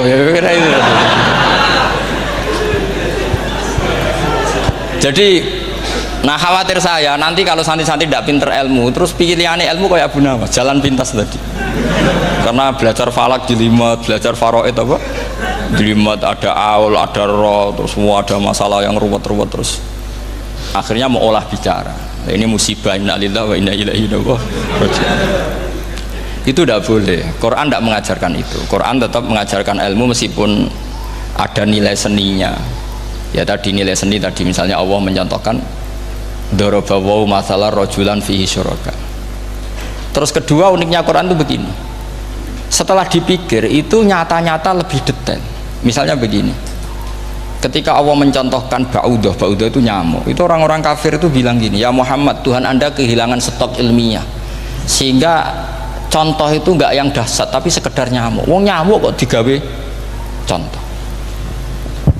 Mbok ya contoh itu dinosaurus, tak jerapah, tak apalah yang keren itu. Mosok contoh apa? Nyamuk. Terus Allah menjelaskan innallaha la yastahyi ayyadriba napa mathalam ma. Contoh apa saja? Apa saja itu ditafsiri ba'udatan fama faqaha, entah itu nyamuk fama faqaha atau yang di atasnya nyamuk, maksudnya di atasnya itu filkillah atau fisighor, atau yang di atas nyamuk yang lebih kecil ketimbang nyamuk. Sekarang saya contohkan kata Rasulullah, contoh yang kecil saja, nggak usah bikin nyawa, nggak usah, itu terlalu mustahil. Seorang pemahat patung, terus kamu pesen, Pak, aku gak eno patung gajah, mesti muni sanggup. Tak muni, Pak, gak eno patung gajah, ukurannya ya semestinya gajah. Oke. Tapi Pak, aku gak eno patung nyamuk, ukurannya ya sak nyamuk. Kira-kira sanggup apa enggak? Artinya ketika Allah gawe nyamuk itu lebih sulit ketimbang gawe gajah apa lebih mudah? Lebih sulit. Karena nyamuk yang sudah kecil, dia punya alat kelamin terus seberapa juga. Alat kelaminnya juga tetap harus ada lubangnya, terus seberapa juga. Temen saya malah ada yang cangkem elek bilang gini, lalu ya punya kuman, kumannya seberapa. Nah ini pentingnya ngaji akal. Kamu jangan hanya bilang wow dinosaurus, jerapah, seru nyamuk. Nah karena orang sudah ada itibar dengan nyamuk, didatangkanlah nyamuk banyak. Sebenarnya nyamuk banyak itu mergo mangkel, gak diperhatikan itu. Terus. Lah ini saya tahadus binemat. Istri saya itu sering protes. Istri saya kalau manggil saya Gus karena orang Jawa Timur. Itu sama-sama jagongan itu saya tuh tidak pati sering digigit. Namun ya digigit tidak sesering sampean itu jelas. Terus saya tanya, Gus punya doa apa? Kenapa tidak pati begitu digigit nyamuk? Saya bilang karena saya sudah tahu hikmahnya nyamuk. Jadi harusnya dia sudah tidak nyerang saya, kata saya itu. Makanya ini ijazah, agak mandi salah sampean gitu. Karena tadi logika yang terbangun gitu. Kalau Allah bikin gajah, melubangi belalai gajah itu masih masuk akal. Bahkan saat kita bikin patung masih bisa. Tapi kata tadi nyamuk itu sudah kecil, harus punya usus, harus punya alat kelamin, harus punya telur. Telurnya juga detail lagi. Nah, ini disebut inna woha la yastahyi ayyadriba mathalam ma ba'udah. Sehingga ba'udah di mata ahli tafsir, di mata ulama ini contoh yang luar biasa. Tapi di mata orang-orang yang nggak seneng mikir, kok terima nyamuk itu. Makanya saya minta kangkang di sini bisa makan itu harus syukur. Makan itu luar biasa. Saya itu sering nyontohkan di Jogja ini. Saya punya temen sakit, kalau nggak ada obat dari Belanda itu mati. Kalau ini nggak dapat obat bagus dari Belanda atau dari Jerman itu meninggal. Berapa bulan lagi matinya? 3 bulan. Kalau nggak sampai dapat obat mati 3 bulan. Oh masih mandi obat yang di Jogja, apa itu makan atau minum? Kalau orang nggak minum nggak sampai 3 bulan sudah mati. Boleh orang itu mikir seperti itu. Tapi kita ini kalau obat dari Jerman, dari Belanda itu hebat. Kalau enggak kita mati sebulan lagi, 3 bulan lagi. Allah bikin obat pada kita tiap hari, yaitu kita bisa makan, bisa minum. Itu kalau sekali nggak makan 5 hari bisa mati sama. Tapi kita karena ngakan tuh hal yang biasa, nak duit iso utang terus dianggap biasa. Ini kalau ulama masalah besar. Punya otak seburuk itu tuh masalah besar bagi ulama. Sehingga Allah tidak malu ketika ngendikan kulu wasrobu, tidak malu karena makan ini urgen, sangat penting. Dan Allah tidak malu meskipun Quran itu temanya kelas tinggi, biasa Allah mengatakan jong kowe kulu minta ibadi marusaknakum, kamu makanlah. Karena minum obat itu kebutuhan kita ketika sakit. Tapi kalau makan adalah kebutuhan kita sihatan wasukman, saat sakit maupun saat sehat. Nah, kalau Anda dengan kualitas ini, ketika Allah membicarakan makanan itu Anda akan respect sama Allah karena memang ini urgen betul. Tapi kalau Anda cara berpikir gini, hanya cari horo ibal ilmu yang aneh, yang seru, kamu baca ayat itu akan menjadi biasa-biasa saja. Dan itu masalah bagi mahabbah Anda pada Al-Quranul Karim. Ya saya kira demikian. Terus mangke saya pikir tidak etis ya, kan ini Jumat nanti sing biasa itikaf nanti terganggu, nanti saya ada ke problem ya. Kalau ada tanya jawab ya saya mohon tadi ya, karena ini zaman akhir saya memang butuh sekali. Kenapa saya mau datang? Satu, hormat Kiai Hanan. Dua, saya memang ingin banyak mufassir lagi, jangan hanya lewat baca terjemah kemudian merasa menjadi ahli apa Quran atau ahli tafsir. Itu musibah besar itu masalah besar itu. Ya pokoknya saya mohon lah, ya setidaknya gitu. Misalnya orang kafir, kamu cari saja orang kafir. Ternyata ada yang harbi, ada yang dhimmi, ada yang mu'ahad, ada yang musta'man. Lalu dalam tarikh ada kafir Yahudi, kafir Nasrani, kafir ahli kitab. Kalau di fikih ada kafir yang lahum kitabun, ada yang tidak lahum kitabun. Kalau yang lahum kitabun disebut ini kitabiah kholiso, yang tidak itu kan beda-beda di fikih, boleh nikahnya ndak, khilu dhabihatihim atau tidak, itu kan detail sekali. Makanya saya mohon ini latihan detail. Oke, sampean tetap ngaji, sering khatam itu bagus karena mengumpulkan semua ilmu. Tapi sampean harus menganalisis secara apa? Saya dulu ngaji Mbah Mun Muslim ya kilatan, tapi saya ngapalkan sama Gus Subab. Gus Subab putrane Mbah Mun, dulu muridnya Said Muhammad. Saya itu tak pelajari lagi di rumah, tak analisis lagi setelah besar sampai sekarang, karena ya itu beda. Kita selalu Rabbi zidni apa? Ilma. Misalnya begini contoh ya, contoh. Kita mungkin tahu maknanya ayat tertentu itu begini, misalnya begini, faqula lahu qawlan layyinan la'allahu yatadzakkaru aw yakhsha. Musa dan Harun, jika kamu datang ke Fir'aun, maka kalau ngomong, kalau dakwah itu qaulal layyinan, dengan dakwah yang halus. Nggih, qaulal layyinan. Ini bagi yang ekstremis harus baca dialek ini. Ini kisah nyata yang diceritakan Habib Zain bin Semit ketika ngarang Al-Manhajus Sawi, juga diulang-ulang di beberapa kitab. Suatu saat ada ustadz corong Jawa Kemelindi datang ke Harun Ar-Rasyid. Harun Ar-Rasyid ini Banil Abbas, termasuk zuriyahnya Abdullah bin Abbas. Karena Harun Ar-Rasyid sebagai khalifah tentu salahnya banyak ya, namanya pejabat pasti salahnya banyak. Meskipun kebaikannya juga banyak, tapi salahnya juga banyak. Kalau kita kan tidak pejabat, salahnya tidak banyak, tapi prestasinya juga tidak banyak. Ya kan, misalnya ada tamu Raja Salman, katanya hormat tamu wajib, kamu kan tidak bisa hormat karena dia juga tidak mau dihormati kita kan. Nah terus si ustadz tadi datang begini, saya itu masih hafal teksnya, ya Amirul Mukminin, inni nasihun lak famusyaddidun alaika fala tajidanna ala nafsika fi nafsika aliyya syai'an. Saya ini mau nasihati Anda, tapi saya maaf sekali karena nasihat saya ini kasar sekali. Musyaddid itu kasar, keras. Fala tajidanna fi nafsika aliyya syai'an, saya mohon jangan dimasukkan hati lah. Makanya terjemah bebasnya jangan masukkan hati. Katanya Harun Rasyid langsung marah, uskut ya jahil, kamu itu ustadz bodoh, kamu tidak boleh keras sama saya. Dia masih bantah, saya keras sama Anda karena ada salahnya banyak. Terus apa kata Harun Ar-Rasyid? Inna wa ta'ala qad arsala man huwa khairum minka ila man huwa syarrum minni wa ma'adzalika qala ta'ala faqula lahu qaulal layyinan. Allah mengutus orang yang jelas lebih baik ketimbang kamu, yaitu Musa dan Harun. Musa dengan ustadz ini baik mana? Tidak, sama jawab saja. Baik Nabi Musa kan? Ilaman huwa syarrun minni. Fir'aun dengan Harun Ar-Rasyid buruk mana? Buruk Fir'aun. Itu saja masih dengan etika faqula lahu qaulal layyinan. Musa dan Harun kamu harus sopan. Tidak wae Fir'aun wajib sopan, tidak wae aku ras sopan. Nah, ini sudah iktibar dari terjemah netral atau terjemah yang datar bahwa Allah ngutus Musa dan Harun ke Fir'aun dan Musa dan Harun diharuskan qaulal layyinan, tapi menjadi energi mafhum yang luar biasa. Nak dakwai Fir'aun wae qaulan layyinan, apa maneh dakwai podo-podo mukmin. Makanya kata Harun Rasyid, uskut ya jahil, inna wa ta'ala qad arsala man huwa khairum minka ila man huwa syarrun minni wa ma'adzalika qala ta'ala faqula lahu qaulal layyin.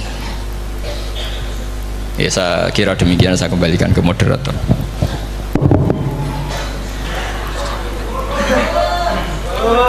Setengah jam Jumat. Ini nanti Jumat setengah jam mawon ini pun mepet. Alhamdulillah, penyampaian materi dari beliau telah selesai.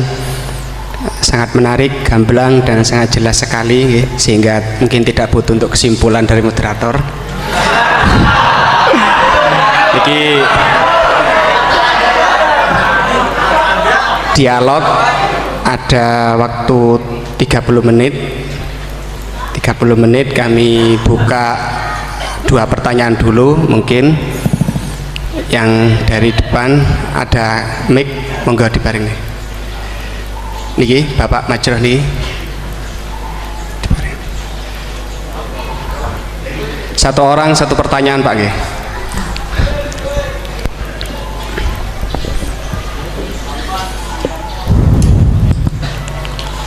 Terima kasih waktunya. Kepada Kiai Ahmad Bahauddin Nur Salim, saya mau bertanya mengenai tadi yang disampaikan bahwa setiap umumul Quran pasti ada mukhasisnya.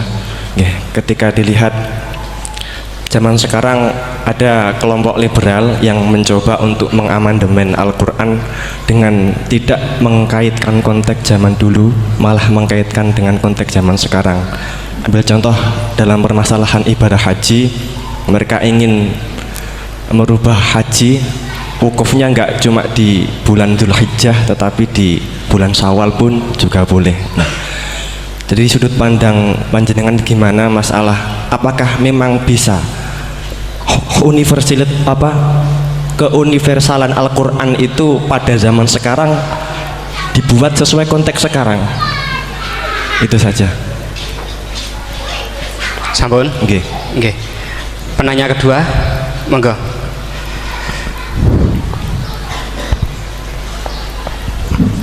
Assalamualaikum warahmatullahi wabarakatuh. Waalaikumsalam. Dumateng Yai, ini ada pertanyaan tentang penafsiran Al-Quran berdasarkan ilmu sains. Untuk abad sekarang kita mengenal teori ledakan besar yang sudah sangat populer. Namun walau demikian ilmu ini masih dalam bentuk zon yang wakilnya hakikatnya kita belum tahu dan belum yakin secara pasti. Namun teori ledakan besar ini kemudian disinkronkan dengan Al-Quran dengan penafsirannya bahwa ternyata di dalam Al-Quran itu sudah ada teori ledakan besar. Pertanyaan saya begini, menimbang ilmu teori ledakan besar ini adalah ilmu dzon, ini masih memungkinkan ilmu ini salah, sehingganya penafsiran terhadap Al-Quran ini menimbulkan kekhawatiran, yakni kalau ilmu ini sebenarnya salah kemudian disinkronkan dengan Al-Quran, nanti ada penyalahan dalam penafsiran. Namun sisi lain terdapat kebaikan, yakni ada banyak orang bicara bahwa Al-Quran turun sekian ratus tahun lalu, ternyata di dalamnya memuat teori ledakan besar yang baru muncul abad modern ini. Dari penjelasan ini pripun monggo Yai tentang penafsiran berdasarkan ilmu yang masih dzon, yang belum hakikatan seperti ini, monggo. Oke, sama namanya. Oh nggih. Sing pertama Pak Ulil, yang kedua Pak Anwar. Itu sudah sama-sama keren Pak ya. Nggih. Pak apa siswa? Pak Ulil apa Ulin? Ulil. Pak Ulil. Ulil apa? Ulil Absor. Ya, sudah Ulil Absor, sudah bener ya. Itu namanya sudah bener. Nggih. Yang kedua Anwar ya? Kedua Pak Anwar. Enggak, sudah gitu dulu. Cekap dua dulu. Sing pertama mungkin nek jenengan niki pertanyaan yang pertama, apakah keumuman Al-Quran bisa ditaksis sesuai konteks sekarang, konteks sekarang kekinian niki. Niku pertanyaan yang pertama. Pertanyaan yang kedua, kejadian sains yang sesuai dengan sains, ilmu sains niku apa bisa juga dibenarkan, ditafsirkan ke Al-Quran, mengingat ilmuwan-ilmuwan sains sekarang mengatakan bahwa Al-Quran itu banyak yang sesuai dengan sains akhir-akhir ini. Nah, seperti ledakan besar niku kalau diarahkan ke Al-Quran, apa memang sains itu sebenar-benarnya persis dengan Al-Quran atau masih ada kemungkinan nggak sama? Hafal Quran belum? Buatan apa belum? Tapi hafal juz 30. Nggak betul. Enggak. Ya. Nggih. Ini rileks saja ya. Memang saya ulang lagi, memang syaratnya itu hafal Quran tadi. Enggak, karena begini, saya berkali-kali berdebat sama orang-orang liberal ya. Sekarang saya tanya, mereka kan senang sekali ya mengutip ayat la ikraha fiddin, bahwa dalam agama itu tidak perlu pemaksaan. Sebetulnya ayat itu jelas ada terusannya, qad tabayyana rusydu minal ghayy. Yang benar tentu begitu jelas, terpisah betul begitu jelas, yang benar ya benar, yang salah ya salah. Sehingga kita tidak perlu memaksa orang, misalnya 2 ditambah 2 itu 4, terus kamu paksa, kalau nggak mengatakan 4 tak penjara, itu tidak perlu. Kalau orang waras pas bilang 2 tambah 2 4, 1 tambah 1 2. Kebenaran la ilaha illallah itu seperti itu, kebenaran yang begitu nyata sehingga tidak butuh dipaksa. Jadi sebetulnya la ikraha fiddin itu konteksnya, karena kebenaran benar-benar sudah punya eksistensi yang nyata, untuk diakui itu tidak butuh pemaksaan. Orang seluruh Indonesia kan bilang 1 tambah 1 itu 2, nggak usah diintimidasi nanti ditangkap Pak Gatot gitu. Ya tidak perlu. Makanya terusannya ayat lah, repotnya sekarang santri-santri kalau pidato khitobiah di pondok-pondok ya diputus kayak orang liberal, la ikraha fiddin. Itu belum wakaf, masih qad tabayyana rusydu minal ghayy. Paham yang saya maksud ya? Sehingga kadang Nabi itu ngendikan secara ekstrim. Misalnya mangqala la ilaha illallah dakhalal jannah. Siapa yang meyakini la ilaha illallah nanti pasti masuk surga. Entah kapan pasti masuk surga. Kalau belum ya antri masih, tapi pasti. Terus Nabi sempat ngendikan itu hadis sahih, wa in zana wa in saraka, meskipun pernah punya masa lalu, zina itu fi'il madhi, pernah punya masa lalu, pernah zina, pernah maling. Itu sampai 3 kali sahabat protes. Tapi saya berkali-kali ngomong di ngaji di Jogja, di Bojonegoro, di rumah ngomong, kebenaran yang absolut, kebenaran yang hakiki tidak bisa terganggu oleh perilaku sosial. Bukan masalah seakan-akan hadis ini membolehkan zina, itu tidak mungkin. Inna wa la ya'muru bil fahsya, Allah tidak akan nyuruh hal yang buruk. Tapi saya beri satu logika, satu analogi. Kalau rektor Al-Azhar kamu tanya 1 tambah 1 berapa Pak Rektor, pasti bilang 2. Kamu tanya Amrozi ya bilang 2. Kamu tanya Pak Ahok ya bilang 2. Kamu tanya Anies Baswedan ya bilang 2. Tanya Pak Nusron dia jawab 2. Sama, semuanya jawab 2. Karena kebenaran hakiki pasti absolut. Sekarang misalnya gini, ada ronte dari dulu Doli misalnya. Kamu tanya, Mbak, 1 tambah 1 itu berapa? Pasti bilang 2. Jangan kamu mentang-mentang imam masjid. Saya tak jawab 3, saya kan imam masjid. Masa sama dengan lonte? Tidak bisa, kebenaran absolut itu pasti sama. Mbok rektor Al-Azhar sama siapapun ya jawabnya sama. Paham yang saya maksud? Sebab itu kadang Nabi ngendikan wa in itu la ilaha illallah itu kebenaran absolut, lebih absolut ketimbang 1 ditambah 1 2. Sehingga kebenaran absolut la ilaha illallah itu nggak bisa terganggu oleh apapun. Paham ya maksud? Nah itu maksud qad tabayyana rusdu minal. Kita tanya rival politik, Pak Jokowi kamu tanya 1 apa 1 ya 2, Pak Prabowo ya bilang 2, bukan karena rival politik. Tadi Pak Jokowi jawab berapa? 2, ya udahlah 4. Tidak ada seperti itu. Nah itu disebut qad tabayyana rusdu. Nah kembali ke ide tadi, ide bahwa wukuf boleh di mana saja, terus boleh tidak syawal, itu udah ide. Sebenarnya sampean mikir saja itu sudah kriminal. Berarti sampean ngapalkan pikiran salah ya. Karena kalau kita diskusikan itu lucu sekali, karena ya itu sudah begini loh kaidah khilaf itu. Saya kasih tahu. Walaysa kullu khilafin jaa mu'tabara illa khilafal ladzi khadzum minan nadhari. Tidak semua khilaf itu dianggap satu khilaf, satu perbedaan pendapat kalau kualitasnya nggak sama-sama mutu. Kalau yang satu nggak mutu itu nggak dianggap khilaf, nggak level. Itu tadi misalnya Imam Ghazali ngendikan begini, qala al-Ghazali gini-gini, pasti saingannya ya qala Nawawi atau qala Al-Qurtubi atau qala siapalah. Jangan qala al-Ghazali terus kamu saingi menurut Ustadz dari Solo, dari Jogja, wah ya udah level, masa Imam Ghazali disaingi. Itu ya, aturannya seperti itu. Ini jelas Rasulullah sendiri yang ngendikan al-hajju arafah, bahwa syarat sahnya haji adalah wukuf, dan Nabi menyebut arafah. Tentu kita tidak pernah memperbandingkan apa yang disabdakan Nabi dengan yang jadi pikiran mereka itu. Kalau mereka alasannya karena orang bergumul di situ, di Mina, di Arafah, gara-gara waktunya sama, titiknya sama, terus terjadi kematian gini. Apa yang nggak wukuf di Arafah itu hidup semua. Itu kan kayak dalilnya orang rokok mari cepat mati. Oh, sing rokok ya mati. Orang-orang jil juga mati. Orang-orang liberal yang pikirannya katanya ingin menyelamatkan kehidupan juga pada akhirnya mereka mati. Mendingan mati di Arafah, keren di tanah suci. Tidak usah begitu. Sebenarnya begini loh, mereka itu menjadi salah karena nggak mau ngaji fikih secara serius. Saya itu memang menyesal sekali ya, kenapa sih orang wukuf itu kok dungani suwira barbar, itu memang sakiliane. Boy dongo itu yakin pangeran apian sedilo itu tetap dituruti gitu aja, gak usah lama-lama.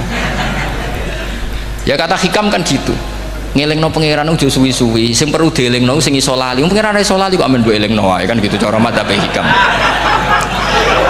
Makanya kata madzhab hikam kan gitu, wa inna ma yunabbahu man yajuzu alaihil ikhfal, yang boleh diingatkan yang mungkin lupa. Tapi kalau masih ingat ya sudah tidak usah diingatkan lagi. Doa itu sekali saja. Saya ini termasuk korban kitab hikam. Saya itu berkali-kali ke Mekah. Itu saya kalau dongo itu pertama di Multazam berdoa. Itu saya sebagai santri ya pas di Multazam ingin berdoa lagi. Tapi mesti spontan itu ingat hikam. Yang boleh diingatkan, yang mungkin lupa. Akhirnya bilang, ya sudah tadi Gusti, ya gitu dong. Di putaran ketiga bilang, tadi loh Gusti, gitu terus. Karena memang saya malu mengingatkan zat yang nggak mungkin lupa. Tapi sampean jangan ikut saya, ini kriminal. Ini termasuk sisi-sisi kriminal ilmu saya. Tapi ilmunya ada, sampean cari di hikam. Wa innama yunabbahu man yajuzu alihil ikhfal. Yang boleh diingatkan, yang berpotensi lupa. Mungkin Anda punya dalih, wah aku dongo mau nunjukno butuh Gus, tapi rakemin disembadani. Ya alhamdulillah aku yang ngono. Tapi tak pikir makom sampean tidak seperti itu, tetap kepengen disembadani. Lalu pertanyaannya kemudian, kalau kita ngikuti fikih, sebetulnya nggak perlu menumpuk di Arafah. Sama cari di takrib, di mu'in, di semua bab fikih. Wukuf di Arafah itu sah dan tidak perlu muksun. Walau mutarodidan, meskipun hanya jalan-jalan. Bahkan di Fathul Mu'in diberi walau lagi, walau fitolabi abidin. Moro Arafah be golek duit ceblok atau golek apa ini ya wis sah. Lu andai kan semua melakukan itu mau nge-shift muter saja kan selesai kan. Mari terus dodongkrok di situ lama-lama. Iya enggak? Zaman Fathul Mu'in dihentikan walau mutarodidan, lewat tok itu sudah sah. Bahkan walau fitolabi abikan, meskipun tidak punya niat wukuf, pokoknya ke situ ya sudah nyari-nyari apa gitu. Sing mari menumpuk gara-gara semua itu ingin ideal. Wah mumpung di Arafah, ngentekno Tegal, ngentekno sawah, wah sudah. Makanya kalau haji itu sama orang yang ngedol Tegal mesti seru, wah itu nangis. Haji be orang alim atau orang KBIH gak iso nangis karena malah badi kan, dia kan nggak pati iso nangis mesti itu. Nah ini kan, nah ini penting saya utarakan. Jadi andikan orang itu ya haji kayak orang-orang alim. Setahu saya orang-orang alim kalau haji ya biasa saja, sekadarnya. Karena ya dia tahu ini masalah karena nanti ganggu yang lain, sekadarnya. Karena kita ini berlebihan, akhirnya menumpuk di situ. Padahal fikih zaman dulu sudah mengatakan walau mutarodidan fitolabi abike. Jelas itu takbirnya. Masih ingat atau jangan takbir itu? Harus ingat kan? Jadi ini kan problem kita lagi-lagi tidak hafal, kita tidak menguasai ngotok fikih. Saya dulu sinau Fathul Mu'in, makanya Gus Zofur itu cerita, kita ini hidup, Gus Zofur sering cerita ke saya, kita ini hidup berkah Gus. Zaman saya jenengan itu rata-rata teman-teman Fathul Mu'in itu setengah hafal i'anah. Ya karena kompetitornya ya baik, peminatnya ya baik. Dulu saking senengnya Gus Naji sama ilmu itu, beliau pernah ikut Fathul Mu'in era saya. Padahal sudah dari Mekah lama, saking senengnya ilmu. Jadi kita dulu biasa diskusi dengan Gus Naji, dengan Gus Zofur karena saking senengnya ilmu. Ya itu tadi, karena memang ilmu itu asik. Tapi kita ini belajar fikih itu tidak seperti itu. Kita sudah kayak, ya sudah kayak orang-orang yang nggak mau fikih. Wong nak dongo ning Arafah gini-gini terus, ya hanya gitu-gitu dok. Tidak mikir kalau ganggu orang lain itu begini juga dipikir. Itu satu. Jadi menurut saya sampean jangan pernah terlintas bahwa pendapat jil atau apa saja itu pendapat. Walaysa kullu khilafin ja'a mu'tabaro illa khilafal ladzi hadzu minan nadhari. Tidak semua khilaf itu kita hitung khilaf kecuali yang kualitasnya sama. Kecuali begini kualitasnya agak sama. Misalnya sholat jenazah. Sholat jenazah itu trennya kan mayit di depan, terus imamnya itu di belakang. Nah itu boleh, ada ulama mengatakan nggak apa-apa. Sholat jenazahnya di depan, mayit imamnya di jenazahnya di belakang, imamnya di depan. Meskipun itu tidak lazim, tapi masih masuk akal. Itu tadi fa'innal janazah laisat bimanzilatil imam. Piye jenazah ora imam wajib gua ngarep. Alasannya apa? Lu itu udah orang liberal, itu kitab Mahalil. Kaul awal jenazah harus di depan, kaul sani tidak harus. Piye jenazah itu tidak imam. Coba alasannya di depan apa? Dia ada tidak imam. Kalau seperti itu masih khilaf karena sama-sama ulama. Dan khilaf ini dipraktekkan, tapi jangan di sini tuh ya, ini jadi fitnah. Sampean tak cerita nih, sampean kalau haji itu tiap ba'dal maktubah ada sholat jenazah enggak? Enggak, sampean jawab saja. Yang pernah haji, tiap maktubah kan ada sholat jenazah. Itu jenazahnya di depan apa di kamar mayat? Itu bukan goib loh, orangnya masih belum dikubur. Enggak, sampean jawab saja. Di kamar mayat, tidak semuanya dibawa ke depan. Artinya ada konteks tertentu, mungkin kauliku yono gunane dalam konteks Mekah. Mekah karena orangnya banyak, sibuk, ora kober gawa napa? Jenazah. Tapi dalam konteks Indonesia ya suul adab. Wong keren pisan kok ngarepe kok ora oleh gitu. Jadi ya kalau kiai kan biasa kok ngarep keren. Misalnya jenazah wong awam kesempatan sak ngarepe kiai yo pas mati kowe kok ora oleh gitu. Jadi cara kula itu kan. Lah iya misalnya ana wong awam goblok mati. Jenazah dah kok nguri. Dadi yo apa dadi ngarepe kiai pisan kok ora oleh gitu loh. Jadi merasa itu. Tapi kalau kamu mengatakan ini fardhu ain, kalau nggak di depan nggak salah, alasan Anda apa? Ini tuh udah imam. Yang wajib di depan kita ini kalau imam. Nah seperti itu khilaf. Ini cerita khilaf. Mutu, alasannya sama-sama mutu. Qailnya yang punya pendapat ya sama-sama mutu karena diceritakan kita mahali. Dan dipraktekkan di Arab Saudi, yaitu banyak jenazah di kamar mayat, tetap sholat apa? Jenazah. Gaib. Itu pernah saya praktekkan, tapi sekali itu saja, mungkin tidak terulang. Pas kemarin Mbak Nafe Hajin, Mbak Nafe itu dekat jenazah itu tidak mungkin, banyak sekali. Gak sholat itu bengi-bengi tante ini nganti jam loro, dan saya akrab sama beliau, sering guyon sama saya. Sebelum meninggal itu berkali-kali, ya masih keluarga sama saya, jadi sering guyon. Dulu sering guyon sama saya. Ya aku sebenarnya tenanan, ini sering ngandani saya. Gitu. Saya nggak ngira kalau mau wafat. Akhirnya saya itu ke masjid sama anak saya namanya Hasan, acung nyelati Mbak Nafe. Pak kok nggak di depannya? Ya sudah ini darurat, karena nggak mungkin mendekat beliau. Jadi ya itu tadi buktinya sholat gaib. Sholat gaib juga misalnya orang Kediri boleh nggak nyolati orang yang mati di NTT yang lebih timur, boleh nggak? Boleh, padahal mayatnya di belakang karena memang nggak imam. Nah kalau seperti itu khilaf, ini cerita kalau seperti itu khilaf, meskipun agak-agak kontroversi tapi kualitasnya masih waras lah, masih bagus. Sampai kalau nggak percaya cari di mahali di bab jenazah. Kalau mahalinya ada di Qalyubi, tapi jelas saya yakin itu ada. Saya tidak donan yakin jangan. Kalau nu mulang, ya mulang terus tidak punya masalah ingatan, jadi ingat betul kalau takbir itu ada. Gitu. Jadi saya ingat betul kalau takbir itu ada. Nah terus pertanyaan kedua dari Kang Anwar tadi itu memang problem ya, tapi itu bisa diatasi lewat seni menulis. Biasanya kalau seorang penulis apalagi di Indonesia itu kan gampang sekali, kalau kata itu bisa bias atau majas kan bisa dikasih tanda kutip, dikasih tanda apa? Kutip. Itu memang nyata ya, saya pernah berdebat berkali-kali lah. Saya kan satu tim ya dengan Pak Zaini, dia seorang profesor, juga pernah tanya Gus Wafi putrane Mbah Mun saat di Syria. Zaman itu Said Ramdan Al-Ghouti masih hidup. Saya itu punya komunitas dokter. Ini cerita nyata ya. Yang dia tanya gini, Pak Bahak, kita ini ahli embriologi dan tidak pernah ada ceritanya ada segumpal darah dalam proses embriologi. Yang ada itu sekian zigot yang berhasil nempel di dinding rahim itu nanti yang jadi janin. Jadi kalau kita ngaji ada segumpal darah itu menjadi aneh bagi kita karena proses itu tidak ada. Ya saya jawab ya enteng saja. Ya kan yang bilang segumpal darah itu kiai kan tidak Quran. Makanya benar Kang Anwar tadi yang ngomong itu mufasirnya atau kiainya yang nerjemah. Kalau Quran hanya bilang min alakin. Iqra bismi rabbikal ladzi khalaq khalaqal insana min alaq. Alaq itu kan dari kata alaqa ya'liku alaqon, sesuatu yang nempel itu namanya alaqah. Makanya di Alfiyah ada wa ulqatun hasilatun, ulqah itu sesuatu yang terkait atau yang menempel. Sehingga ya pokoknya kalau alaq itu artinya tidak harus segumpal darah, bisa sesuatu yang menempel. Sama cari di kamus, dicari sama dia kamus. Alika ya'liku menempel. Oh ya oke Bapak, nggak masalah. Nah, lalu kalau kita memaksakan itu bukti ilmiahnya Quran ya resiko juga. Nanti ada penelitian yang berbeda. Makanya kita bisa memanfaatkan tanda kutip. Kalau lafadz itu majas atau kata itu majas, kalimat itu majas.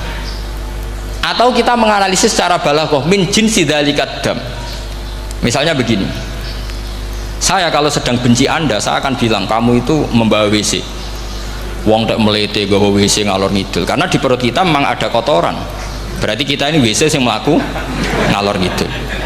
Oke, itu saat kita benci manusia. Coba sampean lihat di kitab tasawuf. Faqih fatatakabbar wa anta kanafun minal aknam kan disebut, kamu kok sombong kowe iku WC mlaku.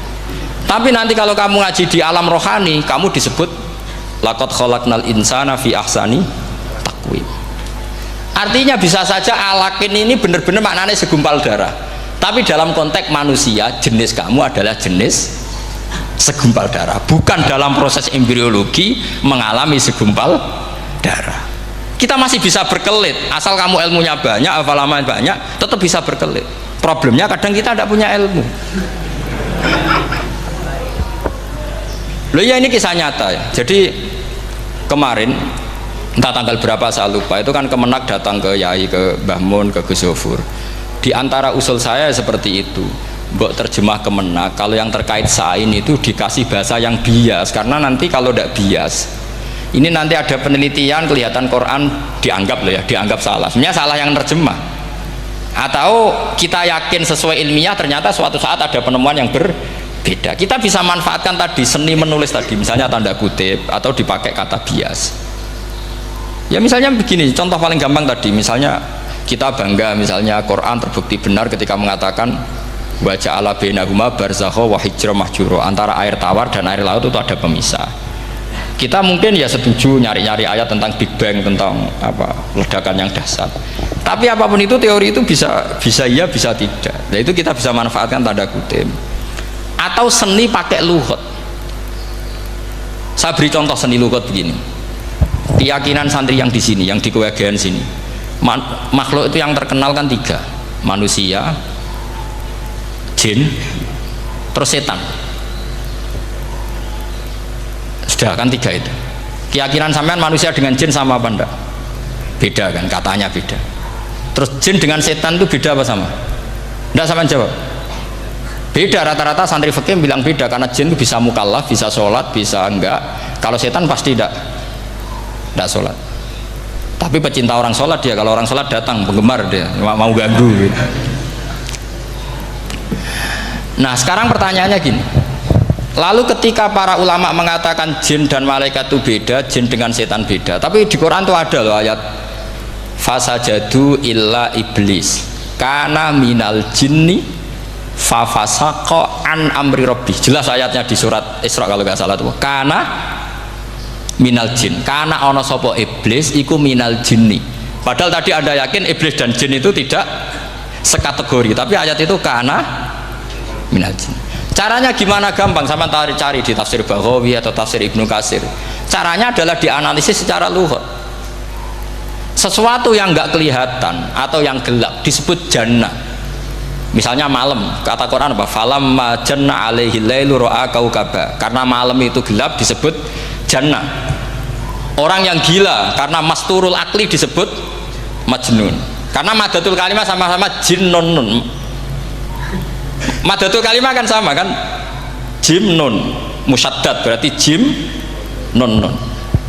Saya ulang lagi ya, kalau malam disebut falamma janna alaihi lailu, kalau orang masturul akli disebut majnun, orang dalam kandungan disebut janin. Kullu dzalika yusamma bidzalik li'annahu mastur. Semua dinamakan itu karena mastur, tidak kelihatan. Nah, sekarang sampai tak tanya, iblis itu kelihatan apa enggak?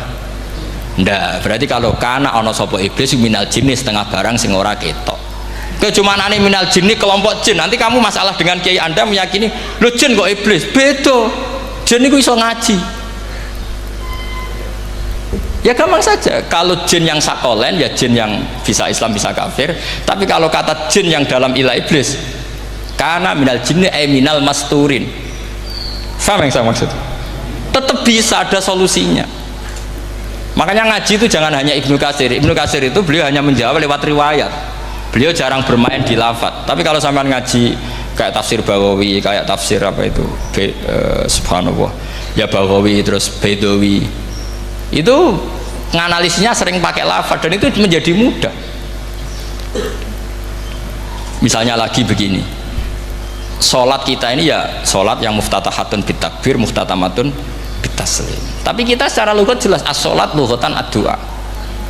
Dan ada lafadz di Quran yang nggak mungkin kita maknani sholat itu dengan makna sholat yang mustalah alaihim tal fuqaha, yaitu di ayat khud min amwalihim shadaqatan tutahhiruhum wa tuzakkihim biha wa sholli alaihim inna sholataka sakanullah. Muhammad, kalau ada orang zakat ke kamu, sholli alaihim, kamu harus mensolati mereka. Wong cek urip kok sholati. Pasti maknane sholli ai ud'u lahum, kamu mendoakan. Terus inna sholataka sakanul lahum ai du'auka sakanul lahum, doa kamu membuat mereka tenang. Paham sih kalau maksud? Lagi-lagi kita, kalau anda janggal secara ilmiah, ya sama seperti misalnya katanya bumi menurut Quran itu diciptakan dalam masa 6 hari, padahal menurut teori Big Bang sekian juta tahun. Lu yaumin itu maknanya tidak harus 24 jam.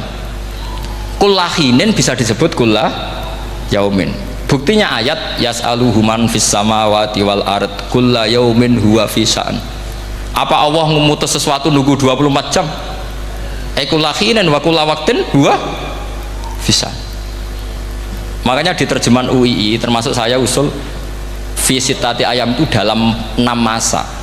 Karena kalau orang bilang hari asumsinya itu 24 jam kali 6 itu masih bisa, masih meskipun mungkin seperti itu, tapi ya mungkin tidak, tapi kita masih bisa bermain kata gini, itu dinetralisir. Yaum maknanya khin, napa maknanya napa? Khin. Kayak di apa? Yas'aluhu man fis samawati wal ardi kulla yaumin huwa fi sya'an. Kayak di ayat lagi limanil mulkul yaum. Allah tanya itu ketika di akhirat apa di dunia? Tidak, sama jawab di akhirat.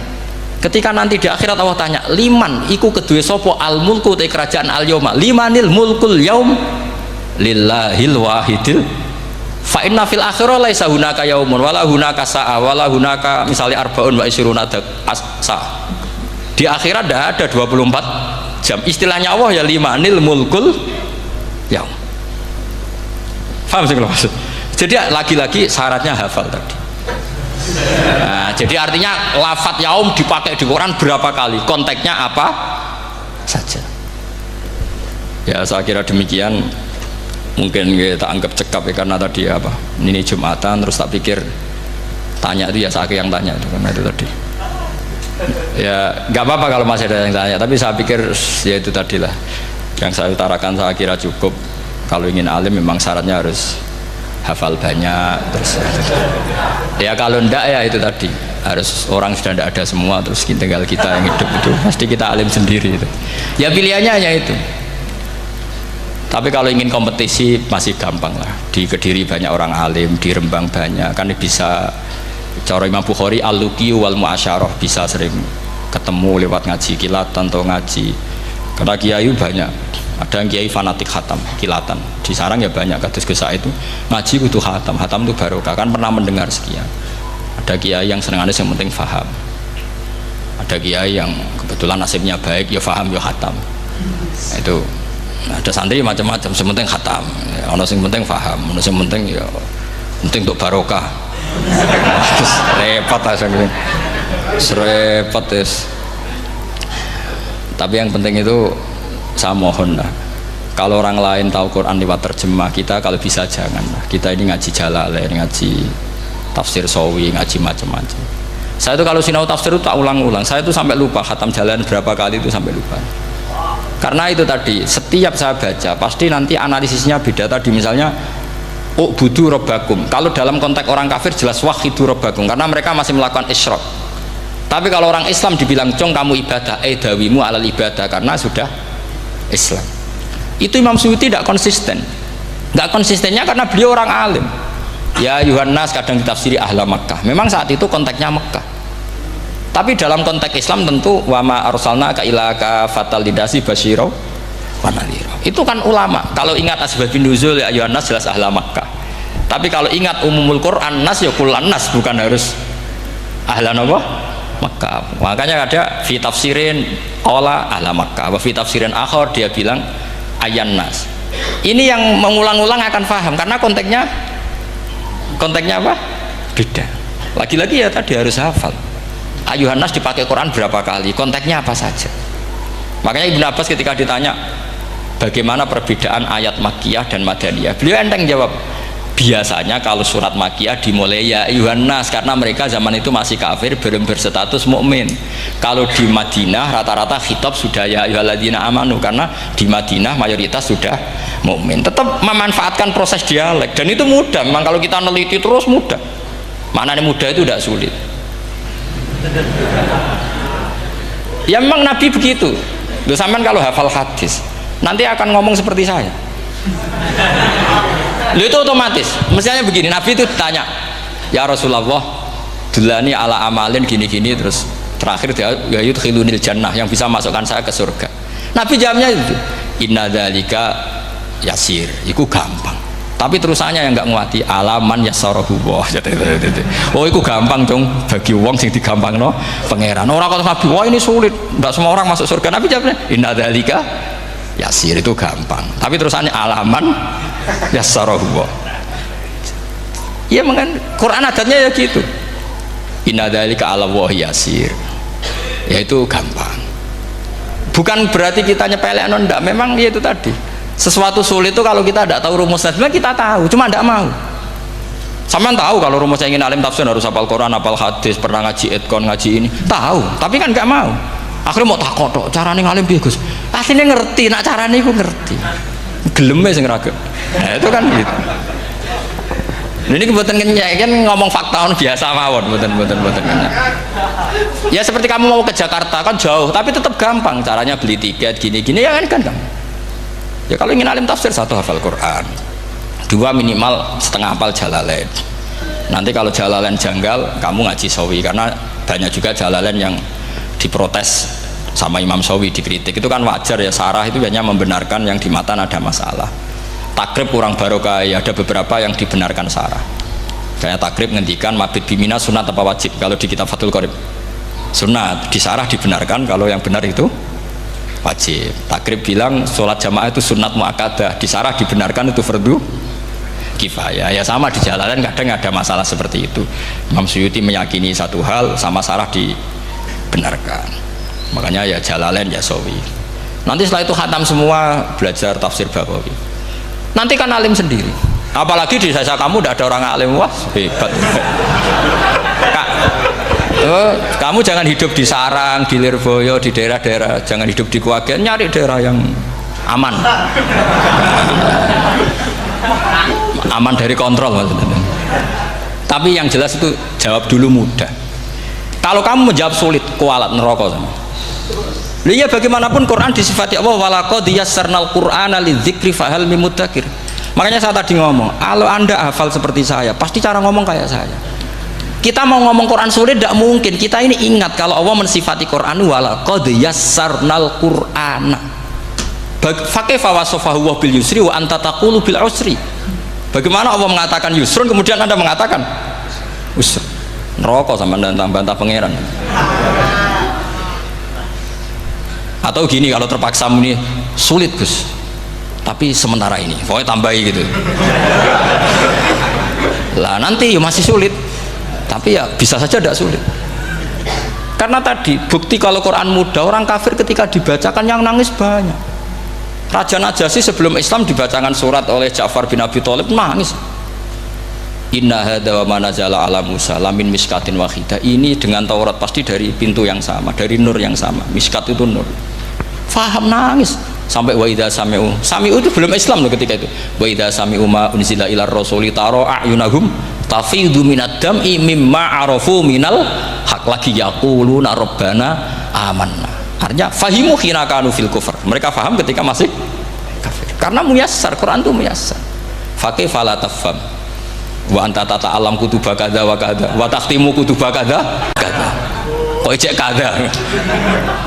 Lha ku entek kadzane. Ini bukan kritik, ini pelurusan. Sampeyan jangan sensitif, kok cah wedok yang kandhani sensitif mutung.